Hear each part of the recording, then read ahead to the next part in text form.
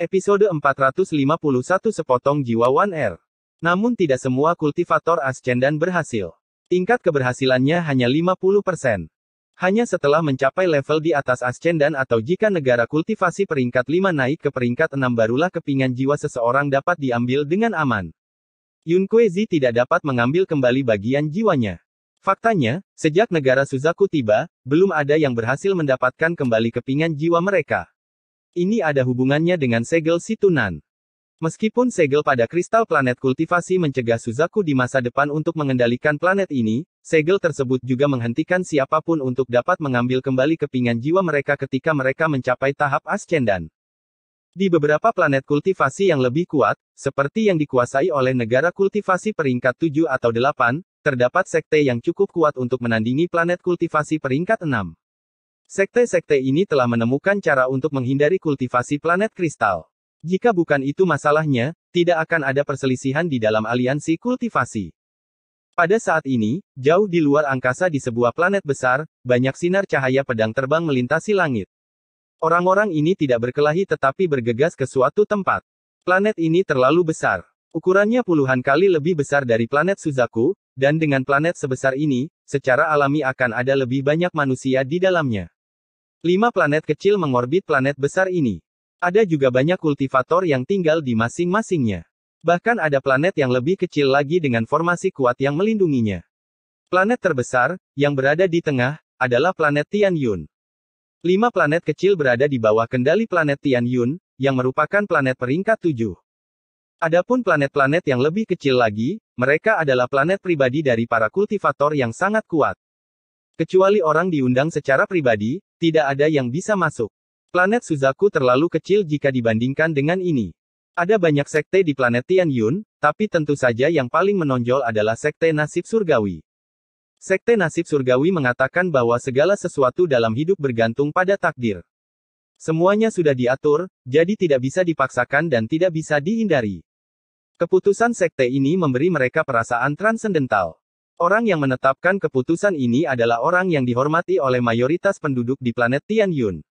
Dia adalah yang maha melihat. Pada saat ini, Olsir membuka matanya dari pintu kultivasinya yang tertutup. Dia memiliki ekspresi lembut di wajahnya, dan meskipun dia memiliki rambut putih, dia tidak terlihat tua, memberinya perasaan transendental.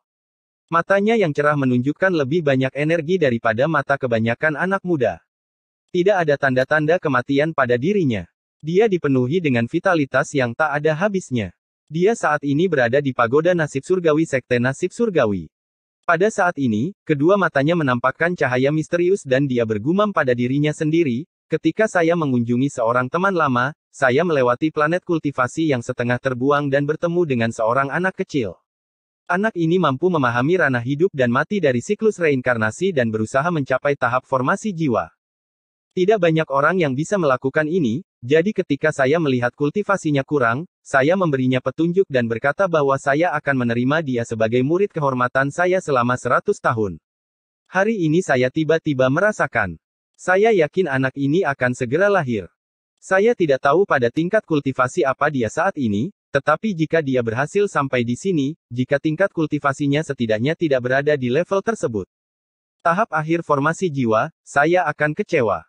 Olsir merenung sedikit sebelum sedikit menggelengkan kepalanya dan menutup matanya lagi. Di dalam makam Suzaku, Wang Lin telah melambat dan menjaga kesadaran ilahi dalam kisaran yang lebih kecil dari sebelumnya. Ada terlalu banyak makhluk hidup di sekitar sini, dan beberapa di antaranya akan sulit ditangani oleh Wang Lin kecuali dia menggunakan bendera jiwa 1 miliar jiwa. Dia bergerak dengan sangat hati-hati. Setiap kali dia mendeteksi bahaya, dia akan segera mengubah arah dan mengitarinya. Hal ini menyebabkan perjalanannya melambat. Pada hari ini, yang muncul di hadapan Wang Lin adalah 2 gunung yang menembus surga. Di antara kedua gunung itu ada jalan kecil tanpa ujung yang terlihat menuju ke kedalaman kedua gunung itu.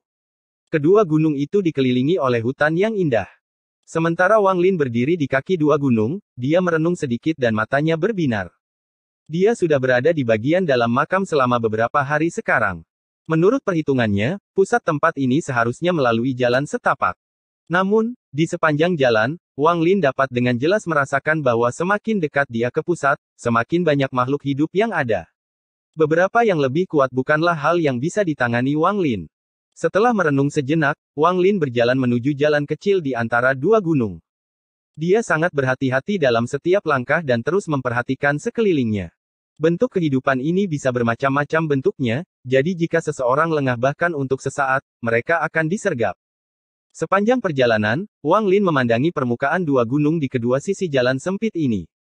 Ada bercak basah di permukaan pegunungan yang halus, dan terkadang tetesan air jatuh dari sisi pegunungan.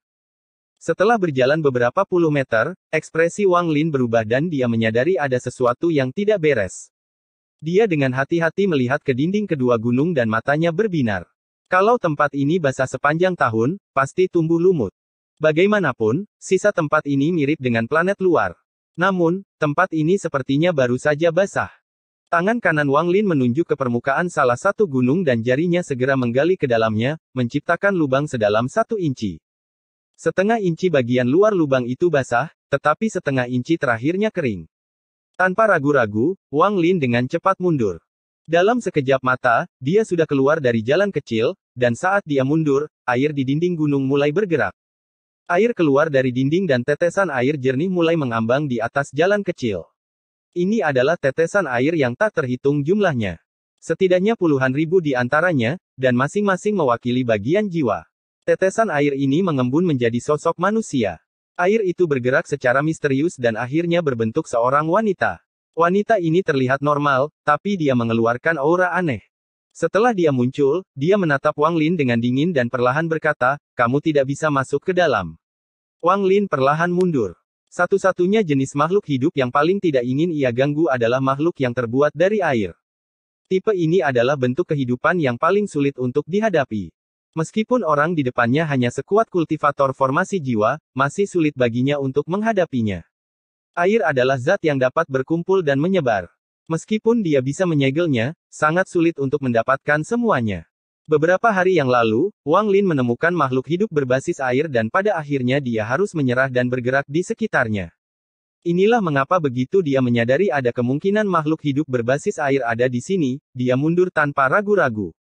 Saat dia mundur, dia menyebarkan inderanya untuk memeriksa apa yang ada di depannya. Sebelumnya, kesadaran ilahinya tidak tersebar luas untuk menghindari masalah yang tidak perlu, tetapi sekarang setelah makhluk air muncul, dia menyebarkannya tanpa ragu-ragu dan terkejut. Jauh di dalam jalur pegunungan, dia melihat seseorang. Ini adalah seseorang yang dia kenal. Orang ini sedang bertarung melawan makhluk air dan berada di atas angin. Namun, ketika dia melihat makhluk air yang dilawan orang ini, dia merasakan keakraban dengannya. Perasaan ini tidak kuat, tapi tetap ada. Hati Wang Lin bergetar saat dia mundur. Setelah wanita yang terbuat dari tetesan air melihat Wang Lin kembali, dia dengan cepat pindah lebih jauh ke dalam gunung. Wang Lin berdiri di luar gunung dan merenung. Ada yang tidak beres. Mengapa makhluk air itu memberiku perasaan ini?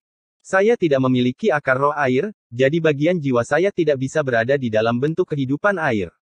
Ini aneh. Wang Lin sedikit mengernyit. Dia berkeliaran sebentar dan saat dia hendak pergi, ekspresinya tiba-tiba berubah dan dia berbalik. Dia tiba-tiba merasakan sakit di hatinya. Seolah-olah ada bagian jiwa di dalam sana, dengan lemah memanggilnya minta tolong. Wan Er. Wang Lin kaget dan dia mengerti. Wan Er berada di dalam mutiara penentang surga, dan mutiara penentang surga ada di dalam jiwanya. Tentu saja, ini memberinya kemampuan untuk mendeteksi bagian jiwa Wan Er. Mata Wang Lin menjadi dingin. Kali ini dia tak segan-segan terbang ke kedalaman dua gunung tersebut. Saat dia memasuki jalan setapak, wanita yang menghalanginya sebelumnya mengambil bentuk lagi untuk menghalanginya. Dia mengangkat tangan kanannya dan melambaikannya. Segera, sejumlah besar tetesan air memenuhi jalan kecil itu. Mata Wang Lin menjadi dingin. Tanpa sepatah kata pun, dia mengeluarkan pedang surgawi tanpa memperlambat sama sekali dan melemparkannya ke depan sambil berteriak. Setelah itu, dia mengarahkan tangan kirinya ke sela-sela alisnya. Tubuh Wang Lin bergetar sesaat saat jiwa asalnya keluar dari tubuhnya. Jiwa asalnya tingginya lebih dari 100 kaki. Ia berhasil menangkap pedang surgawi dalam sekejap dan terus menyerang. Hampir dalam sekejap mata, jiwa asal Wang Lin menyerbu tubuh wanita itu dan pedang surgawi menembus tubuhnya. Wanita itu mengeluarkan erangan menyedihkan saat potongan jiwa yang membentuk tubuhnya runtuh dan tersebar, namun jiwa asal Wang Lin telah memasuki tubuhnya. Jiwa asalnya terbagi dari 1 menjadi 2, lalu dari 2 menjadi 4, dan dari 4 menjadi 8 hingga jiwa asalnya telah terpecah menjadi potongan-potongan kecil yang tak terhitung jumlahnya yang memasuki setiap bagian jiwa. Pada saat yang sama, teriakan datang dari jiwa asal Wang Lin. Segel. Dalam sekejap, batasan yang tak terhitung jumlahnya muncul dari jiwa asal Wang Lin dan menyegel masing-masing bagian jiwa. Kemudian dia membentuk kembali jiwa asalnya dan terbang menuju tubuhnya yang masih terbang ke arah ini karena momentum. Episode 452 Mencuri Jiwa. Mata Wang Lin berbinar saat jiwa asalnya kembali ke tubuhnya. Tangannya terulur dan pedang surgawi itu terbang kembali ke genggamannya. Memegang pedang surgawi, Wang Lin menyerbu ke kedalaman gunung. Tak lama setelah Wang Lin pergi, tetesan yang dia segel semuanya muncul. Tetesan air berubah menjadi gas dan berkumpul untuk membentuk kembali wanita itu. Makhluk air hanya dapat disegel sesaat. Hampir tidak mungkin untuk menyegelnya sepenuhnya. Mata wanita ini tajam saat dia melihat ke kedalaman gunung. Tubuhnya berubah menjadi air sekali lagi saat dia menyerang Wang Lin. Wang Lin bergerak sangat cepat, jadi dia tiba jauh di dalam gunung dalam beberapa saat singkat. Ada seorang lelaki tua bungkuk dengan separuh bajunya robek. Ada banyak tato bercahaya di tubuhnya. Ada tato yang melayang di udara di hadapannya membentuk segel dengan massa air di tengahnya. Air ini sepertinya mendidih. Ada tanaman berdaun 8 di dahi lelaki tua itu, dan dia memancarkan energi tato yang kuat. Orang tua bungkuk itu berkata, "Aku tidak bisa membunuhmu, tapi aku bisa menyempurnakan semua bagian jiwa yang memungkinkanmu untuk mengambil bentuk. Butuh beberapa saat bagimu untuk pulih, jadi kamu tidak akan bisa mengejarku lagi." Orang tua ini adalah orang yang mengejar Wang Lin ke celah spasial di makam abadi. Pada akhirnya, dia mengandalkan hubungannya dengan roh leluhur untuk akhirnya diselamatkan oleh klannya. Kebenciannya terhadap Wang Lin telah mencapai batasnya dan menyebabkan dia melakukan pembunuhan besar-besaran dalam perang ini. Di antara semua dukun berdaun 8, dialah yang paling banyak membunuh kultivator. Kemunculan Wang Lin mengejutkan lelaki tua itu. Dia harus memusatkan seluruh perhatiannya pada makhluk air atau dia akan mati, jadi dia tidak menyadari Wang Lin mendekat. Juga, tingkat kultivasi Wang Lin jauh lebih tinggi dari sebelumnya. Inilah sebabnya orang tua itu tidak mendeteksi Wang Lin. Itu kamu. Mata lelaki tua itu langsung menjadi dingin ketika dia melihat Wang Lin dan dia tertawa. Dia menunjuk ke sebuah tato di depannya dan tato itu segera menyerang Wang Lin. Wang Lin dengan dingin mendengus. Dia tidak berhenti sama sekali setelah dia tiba di sini. Hampir pada saat yang sama lelaki tua itu menyadarinya, dia berteleportasi ke samping tato yang menjebak makhluk air dan mengayunkan pedang surgawi. Dengan suara keras, retakan yang tak terhitung jumlahnya muncul pada tato yang menyegel air dan pecah satu demi satu. Orang tua bungkuk itu meraung saat dia menyerang Wang Lin. Tangannya terulur ke arah Wang Lin dan di tengah telapak tangannya ada tato yang sangat kuno. Mata Wang Lin berbinar. Tanpa sepatah kata pun, dia mengulurkan tangan dan bendera 1 miliar jiwa muncul. Bahkan tanpa menyerang, bendera 1 miliar jiwa dapat mengejutkan musuh manapun. Orang tua bungkuk itu tidak bisa menahan diri untuk berhenti sejenak. Ini adalah. Hatinya bergetar. Dia merasa seperti dia mengetahui bendera ini dan mau tidak mau merasa ngeri. Wang Lin mengibarkan bendera 1 miliar jiwa-jiwa, menyebabkan serangkaian ratapan hantu keluar saat pecahan jiwa keluar. Ratapan paling keras datang dari kilin ungu yang mengeluarkan suara gemuruh yang bahkan menembus langit yang tinggi. Tepat setelah muncul, ia membuka mulutnya yang ganas dan mencoba melahap lelaki tua itu. Di belakang kilin ada lebih dari 10 jiwa utama transformasi jiwa. Seluruh ngarai dikelilingi oleh pecahan jiwa dan mereka semua menyerang lelaki tua itu. Orang tua bungkuk itu diam-diam mengutuk dan mundur tanpa ragu-ragu. Jika hanya ada beberapa fragmen jiwa transformasi jiwa, dia tidak perlu terlalu khawatir. Lagi pula, sebuah fragmen jiwa tidak bisa dibandingkan dengan seorang kultivator sejati. Bahkan jika ada 3 atau 4 dari mereka, dia setidaknya bisa melarikan diri atau bertarung sampai terhenti. Tapi jumlahnya terlalu banyak untuk ditangani oleh seseorang dengan tingkat kultivasinya saat ini. Kilin ungu itu sangat menakutkan. Hanya dengan melihatnya saja sudah membuat hatinya bergetar. Selain itu, ada banyak fragmen jiwa yang lebih lemah. Setelah mempertimbangkan semua itu, tidak mungkin dia akan bertarung, jadi dia segera melarikan diri. Dia tidak akan pernah menyangka bahwa bocah cilik yang bisa dengan mudah dia bunuh 100 tahun yang lalu telah mencapai tahap transformasi jiwa dan memiliki bendera jiwa 1 miliar jiwa yang ditakuti oleh klan abadi yang terbengkalai. Orang tua bungkuk itu bahkan bisa merasakan bahwa sejumlah besar fragmen jiwa memiliki aura klan abadi yang terbengkalai. Mereka pastilah anggota klannya yang ditangkap dan dimurnikan dalam perang saat itu. Saat lelaki tua itu mencoba melarikan diri, wanita yang mengejar Wang Lin tiba. Saat dia melihat pemandangan di dalam ngarai, matanya berbinar. Dia berubah menjadi air dan diam-diam bergerak menuju lelaki tua itu. Wang Lin tidak punya waktu untuk repot dengan lelaki tua itu. Dia terus mengayunkan pedang surgawi ke penjara tato. Serangkaian suara gemuruh terdengar saat semakin banyak tato yang hancur. Makhluk air yang terperangkap di dalamnya berubah dari segumpal air menjadi seorang wanita. Saat Wang Lin melihatnya, hatinya bergetar. Wanita ini mirip dengan Li Muwan. Dengan satu ayunan pedang surgawi yang terakhir, Wang Lin menghancurkan penjara sepenuhnya. Wanita di dalam tertawa gembira dan melarikan diri dari penjara. Wang Lin sudah tahu ini akan terjadi, jadi tidak mungkin dia membiarkannya melarikan diri. Satu-satunya masalah adalah wanita ini jauh lebih kuat daripada wanita yang mencoba menghentikannya sebelumnya. Dia hampir sama kuatnya dengan kultivator transformasi jiwa tingkat menengah. Menambah tubuhnya yang abadi, dia sangat sulit untuk dihadapi. Bahkan lelaki tua itu tidak bisa membunuhnya. Dia hanya bisa menjebaknya untuk sementara. Begitu wanita yang mirip dengan Li Muwan mencoba melarikan diri, Wang Lin menarik napas dalam-dalam dan dengan satu pikiran, semua pecahan jiwa terhubung membentuk jaring. Selain beberapa jiwa utama yang mengejar lelaki tua itu, sisanya berkumpul di sini. Aura yang kuat datang dari semua sisi, lalu wanita itu dengan tenang melihat sekeliling sebelum tatapannya tertuju pada Wang Lin.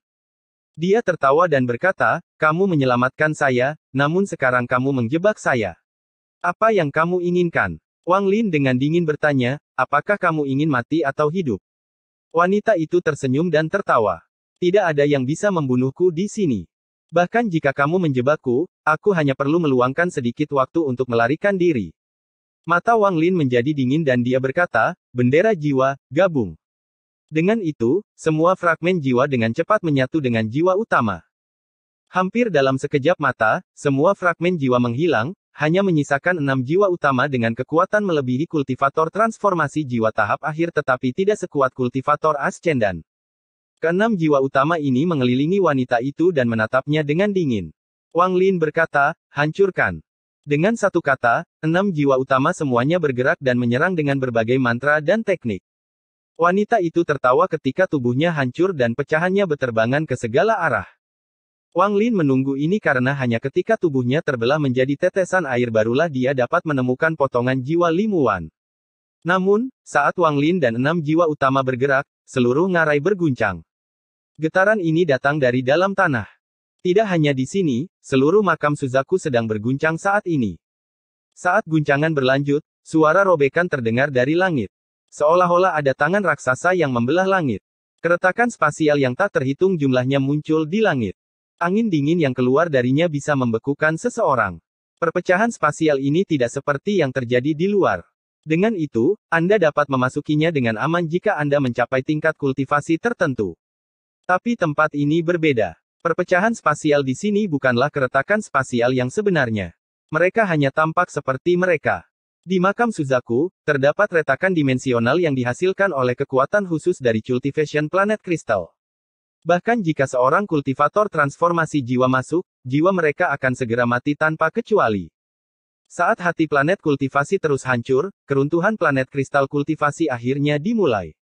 Tanah makam Suzaku mulai retak dan banyak kultivator yang masuk meninggal akibat bencana alam ini. Bahkan banyak makhluk hidup yang biasanya tidak bisa mati pun terbunuh. Seluruh makam Suzaku dikelilingi oleh aura kekuatan kematian. Ngarai tempat Wang Lin berada juga tidak berbeda. Tanah hancur dan sejumlah besar retakan dimensional tampak melahap segalanya. Wang Lin dengan cepat menggunakan bendera jiwa untuk memanggil kembali semua fragmen jiwa. Saat ini, Wang Lin tidak punya waktu untuk mengkhawatirkan orang tua itu. Tatapannya tertuju pada wanita yang mirip dengan Li Muwan. Saat ini wanita itu dalam keadaan shock, sehingga dia mengungkapkan ekspresi ngeri yang belum pernah dia tunjukkan sebelumnya.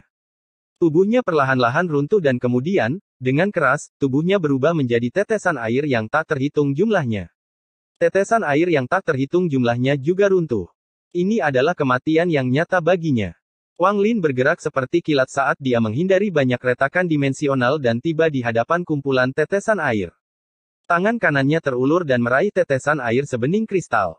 Saat dia menyentuh tetesan itu, dia merasa seperti telah menyentuh Li Muwan. Episode 453 Utusan Tuo Shen. Begitu dia mengambil tetesan air, dia segera mundur, tetapi celah dimensional diam-diam muncul di hadapannya. Dengan suara robek, sebagian besar pakaian Wang Lin menghilang. Keringat dingin menutupi dahi Wang Lin saat dia dengan hati-hati menghindari celah dan akhirnya meninggalkan jurang. Getaran ini hanya berlangsung selama 10 napas, tetapi setelah 10 napas ini, seluruh makam Suzaku menjadi berantakan. Keretakan yang tak terhitung jumlahnya muncul di tanah dan langit, dan banyak tempat di ambang kehancuran. Fluktuasi energi spiritual dalam jumlah kecil dapat menyebabkan bencana. Siapapun yang terjebak dalam keretakan akan mati. Saat ini, makam Suzaku menjadi jauh lebih berbahaya dari sebelumnya. Runtuhnya kristal planet kultivasi tidak terjadi dalam sekejap tetapi perlahan seiring berjalannya waktu. Ini semua dikendalikan oleh Zhuxi. Ini adalah permainan yang disebabkan oleh kegilaannya. Setelah tanah berhenti berguncang, pegunungan tempat Wang Lin berada sekarang menjadi datar. Seolah-olah semua yang baru saja terjadi sebelum gemetaran itu adalah mimpi. Angin sepoi-sepoi menguapkan keringat dingin dari dahi Wang Lin saat rasa takut memenuhi hatinya. Dia melihat reruntuhan di bawahnya. Ada keretakan yang akan membuka dan menutup. Dia menekankan potongan jiwa Li Muwan ke dahinya dan memasukkannya ke dalam manik yang menantang surga. Lalu dia menarik napas dalam-dalam dan perlahan terbang ke kejauhan. Saat dia terbang, matanya tiba-tiba bersinar dan dia melihat ke arah pegunungan yang runtuh. Orang tua bungkuk itu berada di atas kerikil, tetapi hanya separuh tubuhnya yang ada di sana. Jiwa asalnya yang lemah sedang berjuang untuk meninggalkan tubuhnya. Dalam musibah yang baru saja terjadi, ia kehilangan separuh tubuhnya dan juga jiwa asal tatonya. Saat tatapan Wang Lin tertuju padanya, mata lelaki tua itu menunjukkan kepanikan. Dia segera meninggalkan tubuhnya dan hendak melarikan diri. Mata Wang Lin menjadi dingin. Dia mendengus dingin dan segera mengejar lelaki tua itu. Jiwa asal orang tua itu sangat lemah, jadi tidak terlalu sulit untuk dikejar, tapi kemudian keretakan tiba-tiba muncul di hadapannya tanpa suara. Orang tua itu mengeluarkan jeritan yang menyedihkan dan mencoba untuk mundur, tetapi dia terlambat. Seluruh jiwa asal ditelan oleh celah oval, dan ketika menghilang, begitu pula jiwa asal lelaki tua itu. Wang Lin segera berhenti. Dia diam-diam merenung dan kemudian mengangkat kepalanya untuk melihat ke kejauhan. Setelah satu kali keruntuhan, makam Suzaku ini menjadi sangat tidak stabil. Jika dia ceroboh sesaat saja, dia bisa mati, jadi dia mulai ragu. Sesaat kemudian, Wang Lin menghela nafas dan terbang ke kejauhan. Planet Suzaku, Lautan Iblis. Lautan Iblis adalah salah satu tempat pertama yang diserang oleh klan abadi yang terbengkalai. Bagaimanapun, itu sangat dekat dengan markas klan abadi yang terbengkalai. Selain itu, kabut yang berfungsi sebagai penghalang alami selama puluhan ribu tahun menghilang, dan karena serangan dari beberapa negara lain, Lautan Iblis menjadi berantakan. Pada kondisi saat ini, ia tidak memiliki cara untuk melawan klan abadi yang terbengkalai, sehingga akhirnya ditaklukkan oleh mereka. Saat ini ada seseorang yang berdiri di luar Chaotic Broken Stars di Lautan Iblis. Orang ini diselimuti aura mematikan dan sosoknya tidak terlihat jelas. Ada gambar kerangka yang muncul di sekelilingnya, hampir menciptakan hutan kerangka. Dia memandang Chaotic Broken Stars dengan ekspresi ragu-ragu. Pembalasan ilahi bukan dari seorang kultivator kuno, itu hanya seorang junior yang memurnikan harta karun kuno. Orang tua ini telah menjelajahi seluruh planet dalam beberapa ratus tahun terakhir dan belum dapat menemukan satupun kultivator kuno, jadi perutku menjadi sedikit lapar. Hanya di sini saya bisa mencium aroma para kultivator kuno, tetapi tempat ini terlalu berbahaya. Haruskah aku pergi atau tidak? Orang ini merenung sebentar, lalu matanya berbinar sebelum dia mulai menggelengkan kepalanya dan bergumam pada dirinya sendiri, lupakan. Saya tidak bisa membuang hidup saya demi nafsu makan saya. Lukaku sudah agak pulih, jadi sekarang saatnya meninggalkan planet Suzaku. Jika saya ditemukan oleh si Tunan itu, tidak mungkin saya bisa menang melawannya dalam kondisi saya saat ini. Matanya menjadi dingin saat dia bergumam, aku ingin tahu bagaimana keadaan teman lamaku pedang Sein Ling Tianhou di planet Tianyun. Aku harus pergi menemuinya. Mungkin saya bisa memintanya untuk membantu saya menangani si Tunan dan mengetahui keberadaan manik misterius itu. Tepat pada saat ini, matanya berbinar, lalu dia melihat ke kejauhan dan berkata, bahkan saat itu kamu suka menyembunyikan kepalamu saat ekormu terlihat. Lama tidak bertemu, Po Jun. Tawa serak terdengar dari kehampaan. Tak lama kemudian, langit menjadi gelap. Sejumlah besar air laut muncul di langit dan bergerak mendekat seperti 10.000 pasukan kavaleri. Seorang pria berjubah biru berdiri di atas ombak dan berjalan mendekat selangkah demi selangkah. Ada sulaman pola bunga emas di jubah pria ini. Itu terlihat sangat rumit. Ketamakan. Mungkinkah kamu memikirkan tempat ini juga? Meskipun penampilan pria ini biasa saja, ada sedikit kekejaman di matanya. Orang yang dikelilingi aura mematikan itu mendengus dan berkata, kamu membuatku kesal hanya dengan melihatmu. Jika Anda menyukai tempat ini, Anda bisa masuk ke dalam. Saya pergi. Dengan itu, dia menghilang dan terbang ke cakrawala. Pria di atas air laut mulai merenung lalu melompat turun. Dia mendarat di luar Chaotic Broken Stars. Air laut di bawahnya berubah menjadi kristal yang kemudian ditelannya. Aneh, keserakahan ini tidak pernah pergi ke tempat manapun tanpa harta karun. Kemanapun dia pergi pasti ada harta karun. 10.000 tahun yang lalu, ketika saya datang ke planet Suzaku, dia sudah lama berada di sini. Meskipun dia sedang dalam masa pemulihan dari luka-lukanya, mungkinkah itu terjadi karena tempat ini? Pria itu merenung sejenak sebelum berjalan ke Chaotic Broken Stars. Di lautan darah di kedalaman tanah dewa kuno, di satu-satunya pilar yang tersisa duduk seorang pria dengan rambut acak-acakan berwarna merah darah. Dia tiba-tiba mengangkat kepalanya. Mata jahatnya terlihat di balik rambutnya yang berantakan. Mata merahnya yang merah tua bisa mengguncang hati makhluk hidup manapun. Dia tersenyum kejam. Satu lagi datang. Hari di mana aku, Tuo Sen, melarikan diri akan segera tiba, segera. Wang Lin, kamu harus menjaga warisan pengetahuanku tetap aman sehingga aku dapat mengambilnya kembali. Tanpa warisan kekuatan saya, warisan pengetahuan Anda tidak ada gunanya. Selain itu, warisan ilmumu belum lengkap. Ada satu kristal pengetahuan yang ada di tanganku. Saya menghabiskan waktu bertahun-tahun dan banyak upaya untuk akhirnya menemukan kristal pengetahuan yang tersembunyi ini. Setelah menyatu dengannya, saya teringat banyak hal. Saya bisa merasakan kekuatan misterius tumbuh di inti planet ini selama bertahun-tahun. Kekuatan ini mirip dengan pertumbuhan bayi dewa kuno, kekuatan inilah yang oleh para kultivator Anda disebut kristal planet kultivasi. Saya bisa menggunakan benda ini untuk membuka segel saya dan kemudian saya bisa menggunakan teknik pertukaran jiwa untuk meninggalkan tempat ini. Saya harus berterima kasih kepada Tusi. Ketika dia memilih tempat ini untuk membagi kesadarannya, beberapa penduduk asli menjadikannya dewa. Ini semua dicatat dalam kristal pengetahuan terakhir. Tusi menanggapi mereka dengan memberi mereka tempat pengorbanan dewa kuno. Meskipun bertahun-tahun telah berlalu dan ras asli itu hilang, benteng terakhir dari klan abadi yang terbengkalai adalah tempat pengorbanan dewa kuno yang tersisa. Jika saya pergi ke sana, saya bisa menggunakan beberapa mantra saya. Seorang junior dari klan abadi yang terbengkalai sedang tidur di sana, dan untuk mendapatkan kristal planet kultivasi, saya berkorban banyak untuk mendorongnya dari tahap 11 daun ke tahap 12 daun. Hal ini memungkinkan dia untuk melepaskan klan immoral yang terbengkalai dari segelnya dan membunuh jalan mereka ke dunia kultivasi.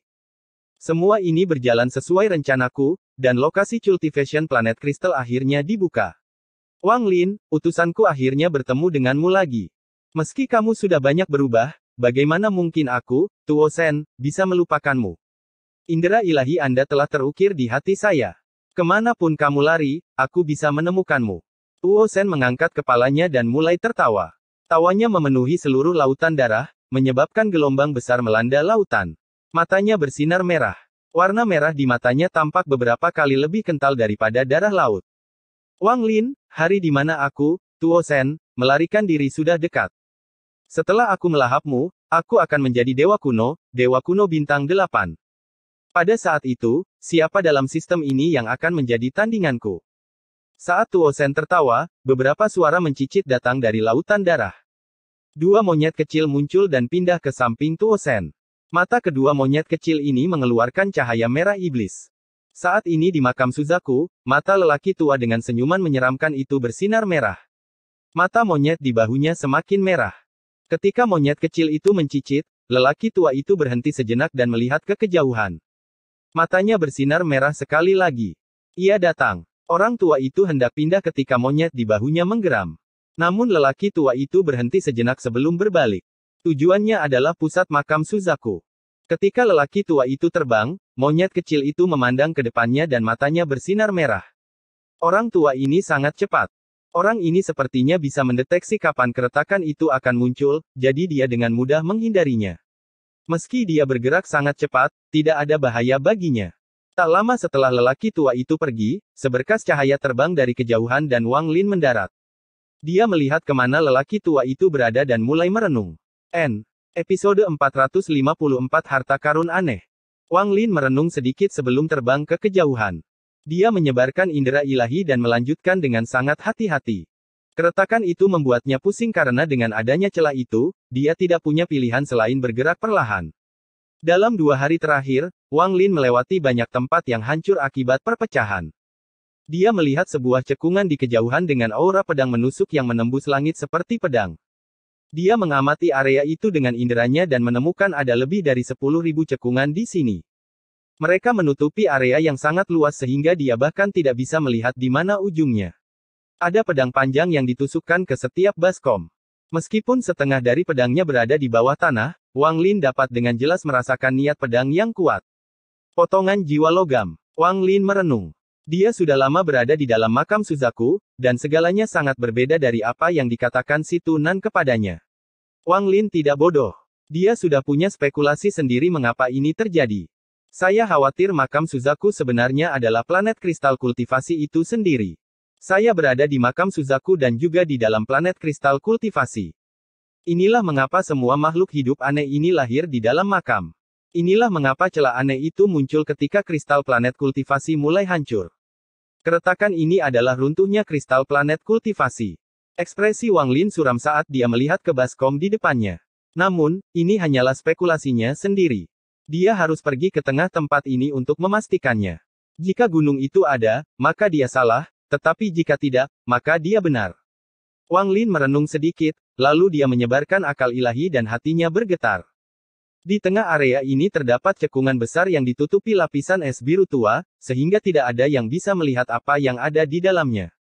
Namun, niat pedang di sini adalah yang terkuat. Itu menembus langit dan mengeluarkan aura arogan. Aura ini bukanlah sesuatu yang bisa dimiliki oleh pedang terbang biasa. Wang Lin secara pribadi melihat sesuatu dengan aura serupa di alam surgawi. Bagaimana tempat ini bisa memiliki hal seperti itu? Wang Lin melihat ke baskom di depannya. Cekungan tersebut menutupi area yang terlalu luas, sehingga membutuhkan terlalu banyak waktu untuk mengelilinginya. Lagi pula, pasti ada makhluk hidup lain di sepanjang jalan, jadi ada perbedaan besaran bahayanya. Juga, benda di tengah baskom memberinya perasaan familiar. Perasaan ini bukan berasal dari bagian jiwa tertentu tetapi dari keakraban umum. Setelah merenung sebentar, Wang Lin berjalan ke area cekungan. Namun, setelah 100 kaki, salah satu cekungan menunjukkan niat dingin. Pedang di baskom keluar dari tanah dan terbang menuju Wang Lin. Ini adalah pedang yang sangat umum. Panjangnya 3 kaki, lebar 2 jari, dan seluruhnya berwarna perak. Ujung pedang diarahkan ke Wang Lin dan melepaskan gelombang senandung pedang. Enyahlah. Indera ilahi datang dari pedang. Indera ilahi ini sangat kejam dan penuh dengan kesombongan. Bentuk kehidupan yang dibentuk oleh jiwa unsur logam mirip dengan roh pedang. Ketika Wang Lin merasakan indera ilahi di dalam pedang, matanya bersinar dan dia memikirkan sesuatu. Niat pedang yang datang dari baskom besar di tengahnya sangat mirip dengan niat pedang dari pedang surgawi. Dia menyentuh tas pegangannya dan pedang surgawi muncul. Saat pedang surgawi muncul, pedang sebelumnya memucat dibandingkan seperti kunang-kunang di samping api yang menderu. Wang Lin berteriak, "Su Li Guo."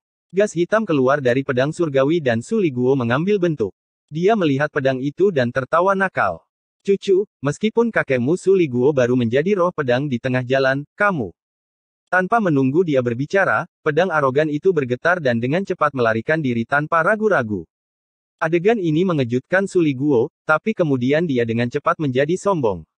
"Berlari. Apakah kakekmu Su Li Guo membiarkanmu lari?" Dengan itu, dia membawa pedang surgawi dan mengejarnya. Roh pedang secara alami membutuhkan roh pedang lain untuk menekannya. Wang Lin mengangkat kakinya dan berjalan ke depan. Su Li Guo membuka jalan bagi Wang Lin. Semua pedang harta karun yang mereka lewati keluar tetapi berlari setelah melihat Su Li Guo. Pemandangan ini sangat aneh. Seolah-olah semua pedang harta karun takut pada Su Li Guo. Mata Wang Lin berbinar saat dia dengan tenang menyaksikan semua ini dan terus berjalan ke depan. Su Li Guo sangat gembira saat dia mengaum. Dia akan terbang ke sana kemari dengan pedang surgawi sambil mengeluarkan raungan gembira. Satu demi satu pedang harta karun keluar dari baskom dan berkumpul di baskom tengah. Sesampainya di sana, mereka tidak lagi melarikan diri tetapi melayang di sana, melepaskan niat pedang yang kuat dan aura dingin. Sepanjang jalan, Wang Lin dengan cepat terbang menuju pusat dengan Su Liguo memimpin. Tidak banyak perpecahan di sini. Wang Lin hanya menemui 3 orang di sepanjang jalan. Tempat ini adalah salah satu dari sedikit tempat yang tidak terlalu terkena dampak keruntuhan sebelumnya. Semakin dalam dia pergi, semakin sedikit celah yang dia temui. Akhirnya, dia mulai bergerak dengan kecepatan penuh dan menyerbu ke tengah seperti meteor. Beberapa jam kemudian, cekungan besar di tengahnya mulai terlihat. Ratusan pedang terbang melayang di atas cekungan tengah, melepaskan niat pedangnya. Wang Lin bisa merasakan niat pedang yang kuat dari sini. Su Liguo berhenti dan tidak berani bergerak maju. Dia memandang Wang Lin dengan senyuman yang menyenangkan dan berkata, "Tuan, Anda melihat bahwa saya tidak mengendur sama sekali sepanjang jalan dan menggiring semua roh pedang ke sini untuk Anda. Sekarang tidak banyak lagi yang bisa kulakukan, bagaimana kalau aku kembali menjadi pedang sampai kau melenyapkan semua roh pedang itu? Aku akan keluar setelahnya." Dengan itu, Su Liguo dengan cepat kembali menuju pedang surgawi. Namun, ketika separuh tubuhnya kembali ke dalam pedang, Wang Lin mengambil pedang itu dan melemparkannya bersama Su Liguo ke dalam kumpulan pedang harta karun. Su Liguo menjerit saat dia dengan cepat mundur kembali ke pedang surgawi dan hendak mengendalikannya untuk melarikan diri. "Jika kamu tidak bisa menerobos tempat ini untukku, maka percuma saja menahanmu." Suara dingin Wang Lin bergema di telinganya. Dia diam-diam mengeluh dan mengutuk Wang Lin di dalam hatinya. Namun, dia tidak berani mencoba melarikan diri lagi. Dia menggigit peluru. Dia mengendalikan pedang surgawi dan menyerang gerombolan pedang harta karun seperti orang gila sambil mengeluarkan raungan ganas. Raungannya keluar melalui pedang surgawi, membuat pedang yang menggetarkan surga itu bersenandung. Senandung pedang ini bisa menembus langit yang tinggi dan menyebabkan semua pedang harta karun itu membuat jalan. Pada saat ini, kabut biru yang menutupi baskom mulai bergerak dan pedang berbentuk setengah bulan melayang keluar. Wang Lin mengungkapkan ekspresi kecewa. Ketika dia merasakan aura yang mirip dengan pedang surgawi, hal pertama yang dia pikirkan adalah kekayaan. Meskipun dia tahu itu tidak mungkin terjadi, perasaan itu tidak akan hilang. Sayangnya, benda di hadapannya bukanlah kekayaan melainkan pedang setengah bulan. Sejak zaman kuno, pedang dan pedang memiliki ketenaran yang sama, tetapi pedang memiliki harga diri dan pedang memiliki kegemarannya sendiri. Tidak apa-apa jika itu hanya potongan logam biasa, tapi begitu mereka mendapatkan roh, mereka tidak bisa hidup berdampingan. Bahkan lebih kecil kemungkinannya bagi pedang yang bisa membuat pedang yang tak terhitung jumlahnya memujanya untuk hidup berdampingan dengan pedang, dan pedang ini tidaklah sederhana. Tapi betapapun luar biasanya pedang ini, pedang itu tetap terbuat dari kepingan jiwa yang tak terhitung jumlahnya, jadi mustahil untuk membawanya. Bahkan jika dia berhasil mengambilnya begitu dia meninggalkan cultivation planet kristal, itu akan hancur menjadi kepingan jiwa yang tak terhitung jumlahnya dan mereka akan kembali ke pemiliknya. Wang Lin diam-diam menghela nafas. Dia hendak mengangkat tangannya untuk memanggil kembali pedang surgawi dan keluar dari tempatnya ketika dia tiba-tiba menatap ke arah pedang misterius itu. Itu tidak benar. Roh pedang itu tidak dibuat oleh potongan jiwa yang tak terhitung jumlahnya tetapi hanya satu. Wang Lin menarik napas dalam-dalam. Dia telah melihat banyak makhluk hidup sejak dia tiba di sini, dan semuanya terbuat dari kepingan jiwa yang tak terhitung jumlahnya. Tak satu pun dari mereka terbuat dari hanya satu bagian jiwa seperti roh pedang ini. Ketika pedang setengah bulan terbang keluar dari baskom, semua pedang di sekitarnya mengeluarkan senandung pedang seolah-olah mereka memberi hormat kepada tuan mereka sebelum mundur. Su Liguo melihat pedang setengah bulan dari dalam pedang surgawi dan mulai menjadi gugup. Dia selalu menjadi kucing yang penakut, jadi setelah melihat semua pedang lainnya mundur, dia ingin menyerah juga tetapi takut pada Wang Lin. Getarannya menular ke pedang surgawi, menyebabkannya sedikit bergetar. Bilah setengah bulan muncul di sebelah pedang surgawi dengan menggunakan beberapa metode misterius. Dengan suara ding, pedang surgawi itu didorong ke belakang, tapi tidak ada satupun goresan di atasnya. Su Liguo menjerit dan terbang menuju Wang Lin tanpa ragu-ragu. Wang Lin mengerutkan kening. Dia selalu tahu bahwa Su Liguo adalah kucing yang penakut, tetapi dia tidak mengira Su Liguo akan lari tanpa berkelahi. Tangan kanan Wang Lin mengulurkan tangan dan pedang surgawi terbang ke genggamannya. Pada saat ini, pedang setengah bulan dengan cepat mendekat. Wang Lin dengan cepat mundur dan pada saat yang sama mengayunkan pedangnya, menciptakan gelombang energi pedang yang bertabrakan dengan pedang setengah bulan. Dengan keras, energi pedang bertabrakan dengan pedang setengah bulan, tapi pedang setengah bulan tidak rusak sama sekali. Sebaliknya, ia bersinar lebih terang dan lebih dingin saat mengirimkan pesan indera ilahi. Meninggalkan jiwanya. Kamu, pergi. Setelah pesan indera keilahian dikirimkan, pedang setengah bulan itu tiba-tiba tumbuh hingga tingginya 100 kaki dan mengirimkan gelombang energi pedang yang membelah surga. Episode 455 Kupu-Kupu Merah. Mata Wang Lin berbinar. Saat dia mundur, dia mengangkat pedang surgawi untuk menghalangi di depannya. Energi pedang mendekat dan dengan keras, Wang Lin terlempar ke belakang. Menggunakan kekuatan ini, Wang Lin mundur. Kekuatan energi pedang itu sama kuatnya dengan serangan kekuatan penuh dari kultivator transformasi jiwa tahap akhir. Tanpa menggunakan bendera 1 miliar jiwa-jiwa, tidak mungkin Wang Lin bisa menandinginya. Wang Lin dengan cepat mundur. Dia tidak melarikan diri dengan cara yang sama ketika dia datang tetapi ke arah yang berlawanan. Dia masuk lebih dalam ke makam Suzaku. Gelombang pesan indera ilahi dikirim dari pedangnya. Itu memerintahkan semua pedang harta karun untuk mengejar Wang Lin. Wang Lin bergerak sangat cepat saat dia melewati satu demi satu baskom. Pedang harta karun yang tak terhitung jumlahnya mengejarnya dengan pedang setengah bulan di belakang. Pedang surgawi sudah disingkirkan, jadi dia bisa terbang dengan sekuat tenaga. Pedang harta karun dari baskom di hadapannya terbang keluar dan mendekatinya, mengelilinginya sepenuhnya. Mata Wang Lin berbinar saat tangan kanannya terulur dan bendera 1 miliar jiwa muncul. Bendera jiwa berubah menjadi kabut hitam dan mengelilingi Wang Lin, menyebabkan kecepatannya meningkat beberapa kali lipat. Pedang harta karun yang datang ke arahnya dari depan semuanya meleset, tapi mereka dengan cepat berbalik untuk mengejarnya. Pada saat ini, ada lautan pedang harta karun yang tak ada habisnya di belakang Wang Lin. Mereka menciptakan niat pedang yang dapat menghancurkan langit. Aura dingin yang mereka ciptakan menyebabkan suhu turun drastis bahkan embun beku pun muncul. Rasanya hanya dengungan pedang yang tersisa di dunia. Dengungan pedang mengguncang langit dan bumi. Suara ini sangat keras sehingga para kultivator dalam jarak puluhan ribu kilometer semuanya mendengarnya.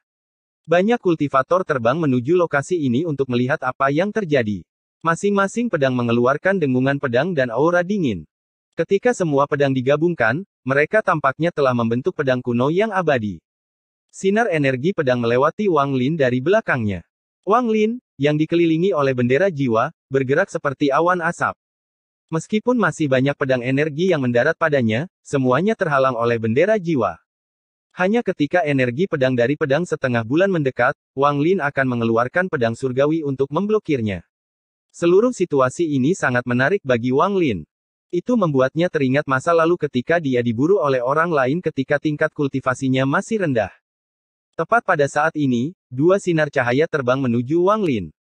Mereka berhenti 5.000 km jauhnya, tetapi ketika mereka menyadari apa yang terjadi, mereka segera berbalik untuk melarikan diri. Wang Lin tertawa saat dia berbalik dan melihat pedang harta karun yang tak terhitung jumlahnya di belakangnya dan pedang setengah bulan. Dia berteleportasi dan muncul kembali sejauh 5.000 km. Namun, begitu dia muncul kembali, pedang harta karun yang hendak mengejarnya melepaskan kilatan cahaya dan langsung menutup jarak. Gemuruh menggelegar bergema di seluruh makam dan aura kehancuran sejak makam itu runtuh sepertinya muncul kembali. Saat dua sinar cahaya dengan cepat keluar, Wang Lin segera mengenali kedua orang itu. Salah satu dari keduanya adalah laki-laki dan yang lainnya adalah perempuan. Hanya dari melihat telinganya, Wang Lin tahu bahwa dia adalah Zhou Wutai. Sedangkan untuk wanitanya, dia mengenakan kerudung berwarna ungu. Mata Wang Lin berbinar saat dia mengenalinya juga.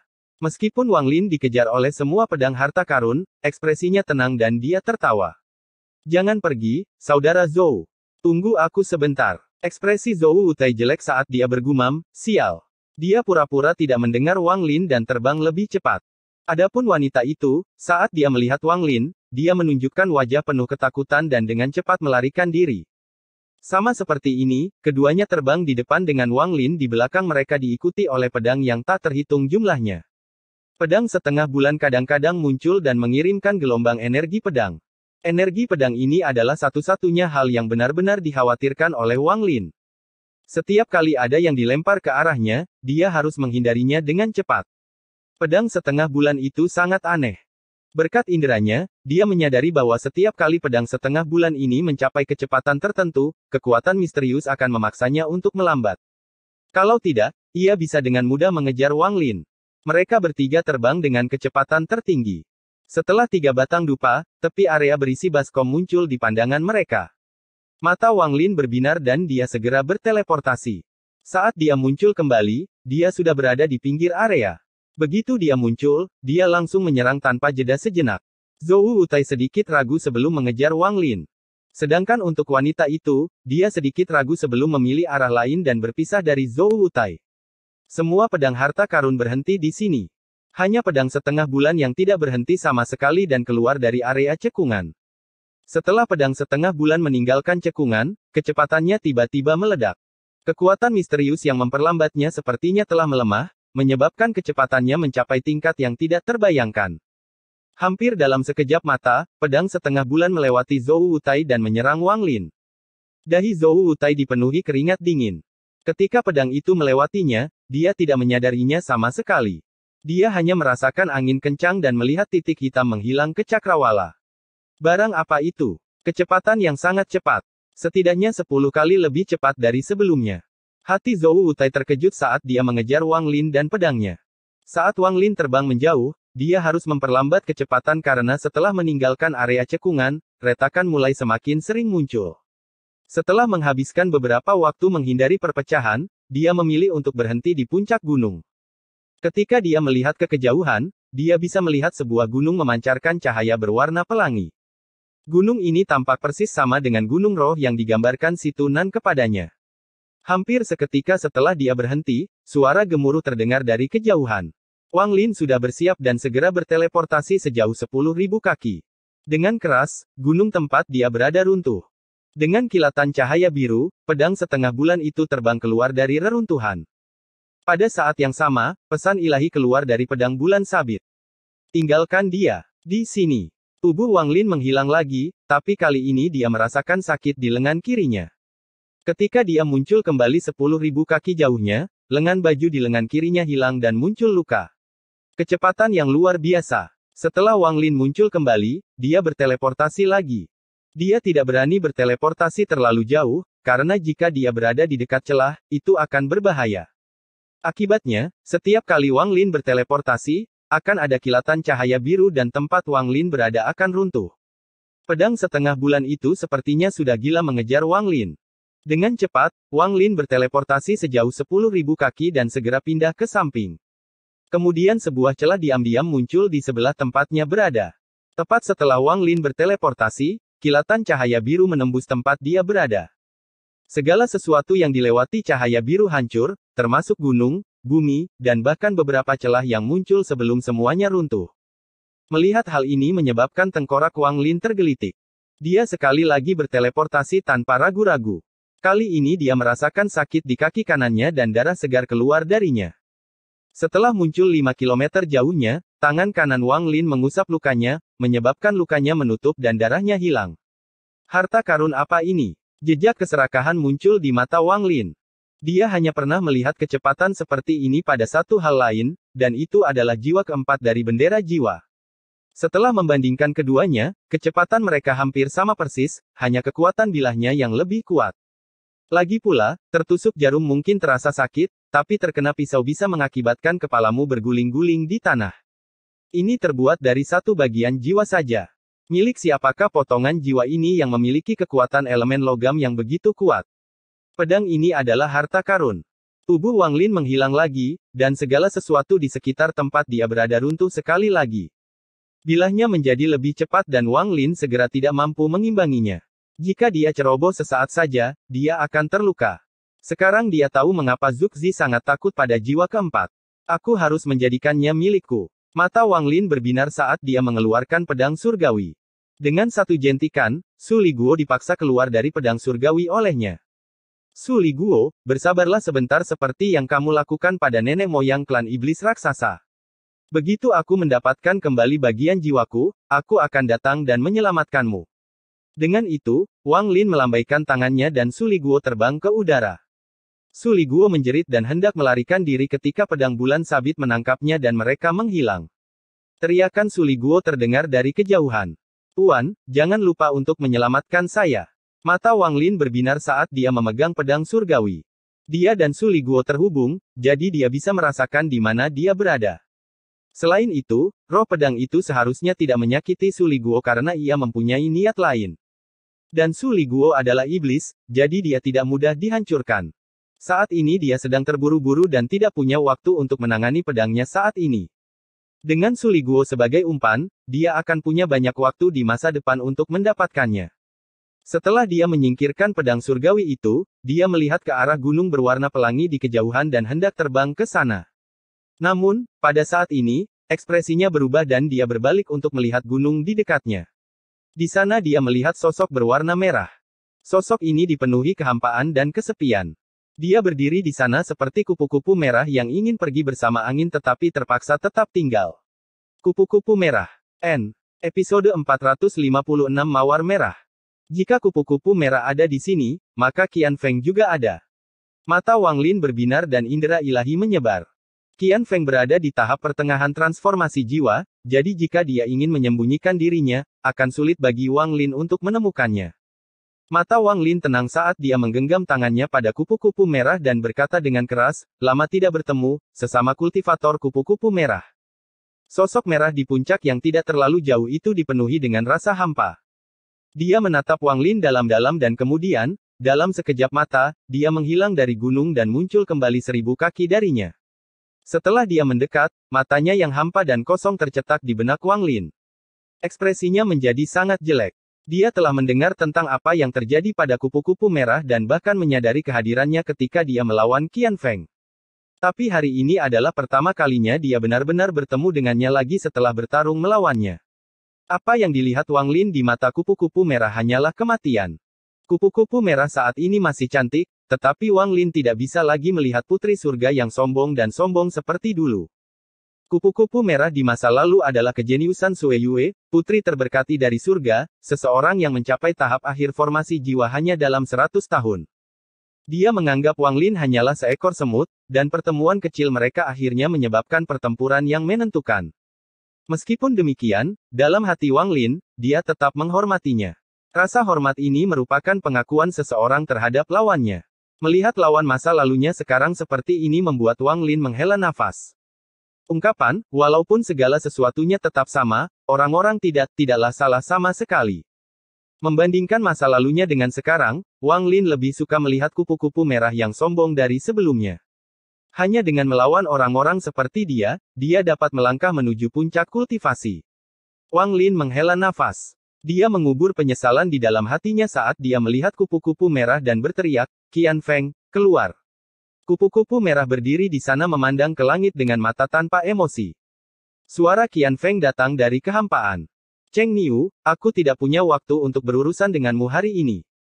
Karena kamu menemukan tempat ini, kita akan bertemu di Gunung Roh." Wang Lin tiba-tiba berbalik dan melihat ke sebuah gunung di kejauhan. Kabut hitam keluar dari gunung dan menyerbu menuju Gunung Roh dengan kecepatan yang mengejutkan. Mata Wang Lin menjadi dingin. Dia mendengus dingin dan hendak menuju Gunung Roh. "Kupu-kupu merah, apakah kamu tidak ingin bertarung melawan Cheng Niu lagi? Aku akan memberimu kesempatan itu hari ini. Bunuh dia." Suara Qian Feng terdengar dari kejauhan dan kemudian dia menghilang. "Cheng Niu, ini kesempatan bagus untuk bertemu teman lamamu, jadi luangkan waktumu. Begitu aku mendapatkan bagian jiwaku, aku akan datang dan berurusan denganmu." Kekosongan di mata kupu-kupu merah menghilang dan digantikan dengan keinginan untuk berperang. Dia bergerak sebelum Wang Lin untuk memblokirnya dan mengeluarkan pedang panjang berwarna merah. Di saat yang sama, aura kuat menyebar dari kupu-kupu merah. Aura ini tidak lebih lemah dari aura Wang Lin dan mengandung energi spiritual surgawi. Meskipun tingkat kultivasinya belum berada pada tahap transformasi jiwa, namun tidak jauh dari itu. "Cheng Niu." Suara dingin datang dari kupu-kupu merah saat tatapan dinginnya tertuju pada Wang Lin.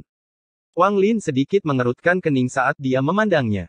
Dia tidak terburu-buru mencari Qian Feng, dan dia tidak menyangka Gunung Roh ada di sini.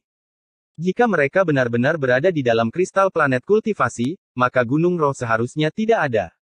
Namun, sekarang setelah dia melihat Gunung Roh, semua ini menjadi aneh, tetapi karena Qian Feng ingin pergi mengintainya, biarkan dia. Mata kupu-kupu merah berbinar dan dia mengayunkan pedang merahnya. Pedang itu terlepas dari tangannya dan melesat ke arah kepala Wang Lin seperti kilat. Wang Lin mundur, lalu tangan kanannya menyentuh tas pegangannya dan bendera pembatasan muncul di tangannya. Dia mengibarkan bendera dan batasan yang tak terhitung jumlahnya dikibarkan, membentuk perisai di depannya. Pedang merah itu mendarat di lapisan perisai, menciptakan serangkaian suara gemuruh yang bergema di seluruh area. Sejumlah besar tanah dan pasir beterbangan ke udara. Kilatan merah terlihat di dalam tanah dan pasir saat kupu-kupu merah dengan cepat keluar. Sepotong es merah kini ada di tangannya. Es merah mengeluarkan aura dingin dan segera menutupi area sekitarnya dengannya.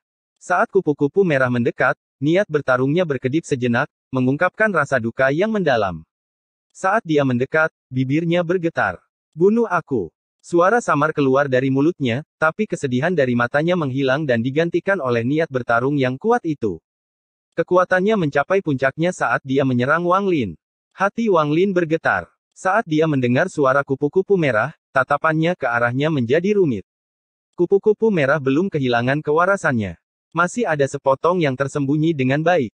Kupu-kupu merah bangga. Harga dirinya berasal dari tulangnya, dari keberadaannya. Dia bangga seperti mawar sejak dia dilahirkan.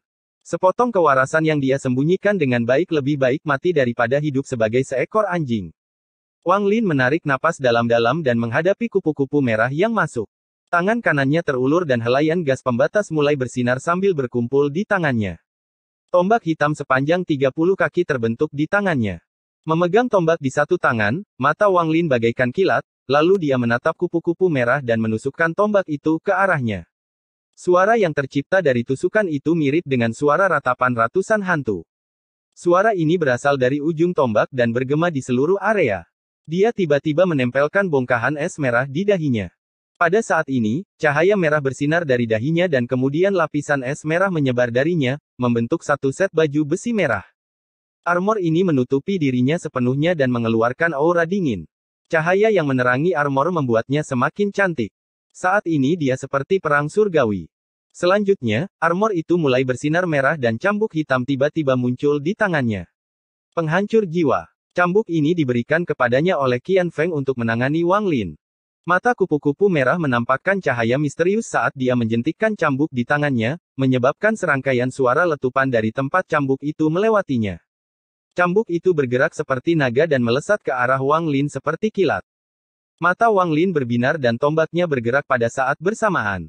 Dia mundur dan membentuk segel dengan tangannya sambil menggumamkan sesuatu. Hembusan angin yang mengandung energi spiritual surgawi keluar dari ujung tombak. Sol laser dan tombaknya bertabrakan. Ledakan.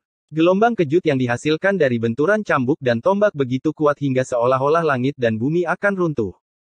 Hembusan angin mendorong seluruh kekuatan gelombang kejut menuju kupu-kupu merah. Ini semua terjadi dalam sepersekian detik. Saat sol laser mengenai tombaknya, tombak itu terlepas dari tangannya.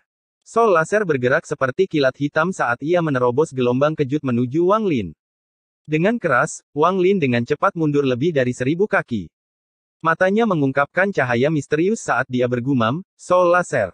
Cambuk ini pernah menjadi miliknya, tetapi dia harus mengembalikannya segera setelah meminumnya. Sekarang dia melihat cambuk ini lagi, dia harus menyimpannya kali ini. Adapun kupu-kupu merah, dengan hembusan angin yang mendorong gelombang kejut ke arahnya, dia harus mundur. Aura dingin dalam jumlah besar keluar dari armor merah dan meluas ke depan. Gelombang suara retakan terdengar saat berbagai patung es terbentuk di udara di hadapannya. Aura dingin ini membekukan gelombang kejut, mengubahnya dari sesuatu yang tidak berwujud menjadi sesuatu yang nyata. Mata Wang Lin menjadi dingin saat dia menatap baju besi itu.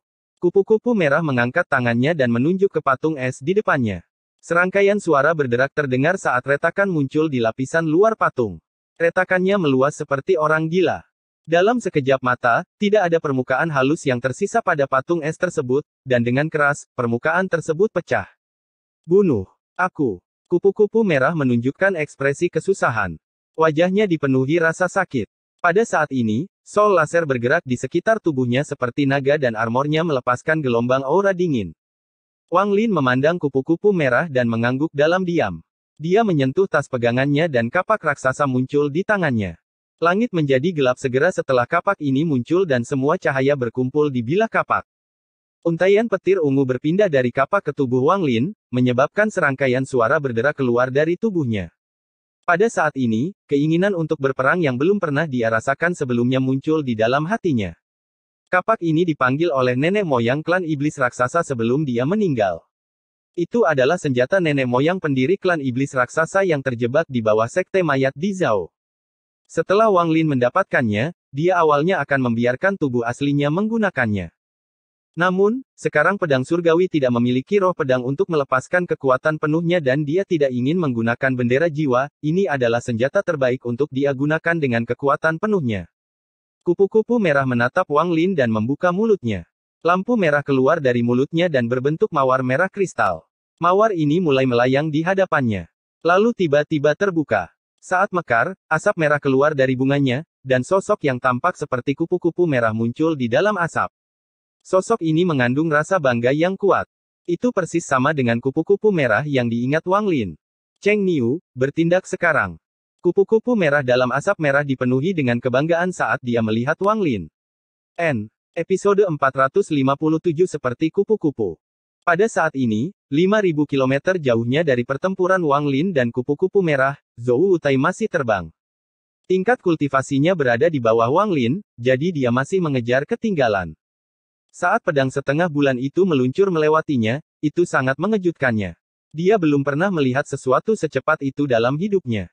Saat dia terbang, Zhou Wutai tiba-tiba mengerutkan kening dan berhenti, lalu dia berbalik dan melihat ke belakang.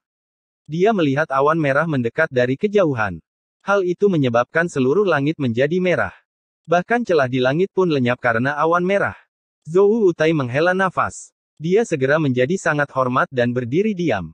Awan merah itu seperti binatang buas purba yang terbang melintasi langit. Ketika melewati Zhou Wutai, sebuah suara kuno terdengar dari dalamnya. Masuk. Zhou Wutai dengan cepat merespons dan terbang ke awan merah. Ada seorang lelaki tua berpakaian merah di dalam awan merah. Dia menatap ke kejauhan. Meski kakinya tidak bergerak, awan merah itu terbang dengan kecepatan luar biasa. Zhou Wutai dengan hormat berdiri di samping lelaki tua itu. Zhou Wutai menyapa senior. Orang tua itu mengangguk dan melihat ke kejauhan. Matanya seolah mampu menembus kejauhan dan melihat pertarungan Wang Lin dan kupu-kupu merah yang berjarak 5.000 km. Dia merenung sedikit sebelum dengan tenang bertanya, di mana Zixin? Zhou Wutai menjawab, Zixin dan saya bertemu Wang Lin dan kemudian dia pergi sendirian. Orang tua itu menghela nafas dan berkata, lupakan saja. Mari kita abaikan dia. Ikuti saya ke Gunung Roh. Dengan itu, awan merah melaju menuju Gunung Roh. Orang tua itu adalah Yun Kuezi. Klan abadi yang tertinggal menggunakan tengkorak leluhur. Dengan kekuatan tato dukun berdaun 12, mereka mampu menembus segel kristal planet kultivasi dan mengirim Yun Kuezi ke dalam. Namun, jika leluhurnya masih hidup, dia mungkin bisa sepenuhnya mematahkan batasan kristal planet kultivasi. Karena mereka hanya memiliki kekuatan tato dari tengkoraknya, situasinya tidak ideal. Meskipun mereka dapat mengirim Yun Kuezi ke dalam, ada batas waktunya. Setelah batas waktu habis, Yun Kuezi akan dibunuh oleh kekuatan misterius dari cultivation planet kristal. Inilah sebabnya saat dia masuk, dia tidak membuang waktu dan langsung menuju Gunung Roh di tengahnya. Pada saat ini, Qian Feng juga sedang menuju Gunung Roh. Selain mereka berdua, ada beberapa orang lainnya yang bergegas menuju pusat makam Suzaku. Di antara orang-orang ini adalah anggota klan abadi yang terbengkalai dan beberapa kultivator. Pada saat ini, ada seorang lelaki tua yang sudah berada di Gunung Roh. Meski dia terlihat normal, matanya memancarkan sinar merah darah. Ada seekor monyet kecil di bahunya. Sinar merah dari mata monyet itu semakin kuat. Orang tua itu sedang berdiri di puncak Gunung Roh. Di kehampaan di atas gunung ada sebuah pintu yang memancarkan cahaya keemasan yang menyilaukan. Pintu ini tingginya lebih dari 1.000 kaki dan memiliki retakan seperti bekas luka yang sangat mencolok di tengahnya. Warna merah di mata lelaki tua itu menjadi lebih pekat saat dia melihat ke arah pintu. Dia tersenyum menyeramkan saat dia duduk dan mulai berkultivasi. Monyet di bahunya melihat sekeliling dengan tatapan yang kejam. Kembali ke Wang Lin dan kupu-kupu merah. Mawar merah yang berkilauan memancarkan pesona yang lembut.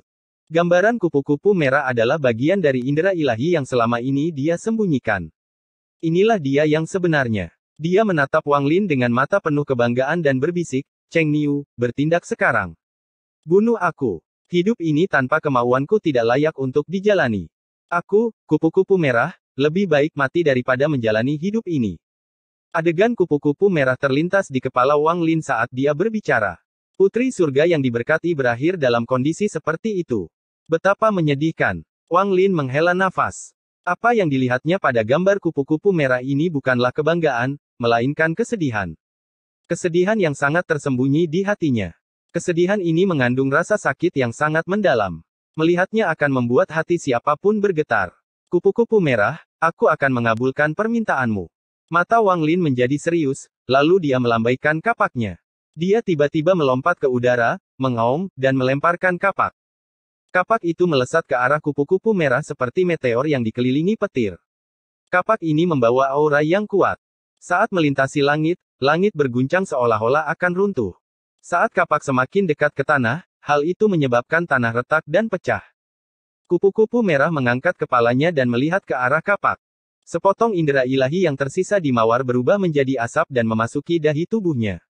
Pada saat ini, mata kupu-kupu merah tidak lagi dipenuhi kehampaan dan niat bertarung.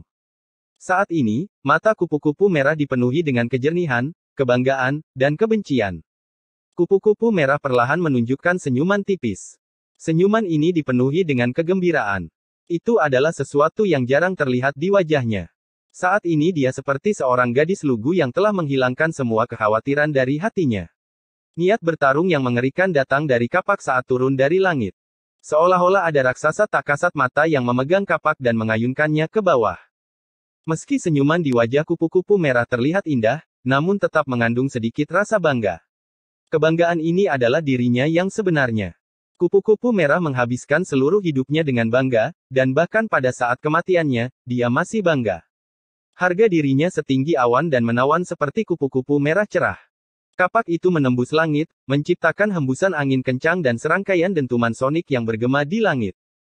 Kupu-kupu merah bahkan belum hidup selama 200 tahun, namun sama seperti kupu-kupu merah cerah itu, meski hidupnya hanya sekejap, keindahan dan kebanggaannya adalah hal yang tidak akan bisa dilupakan orang.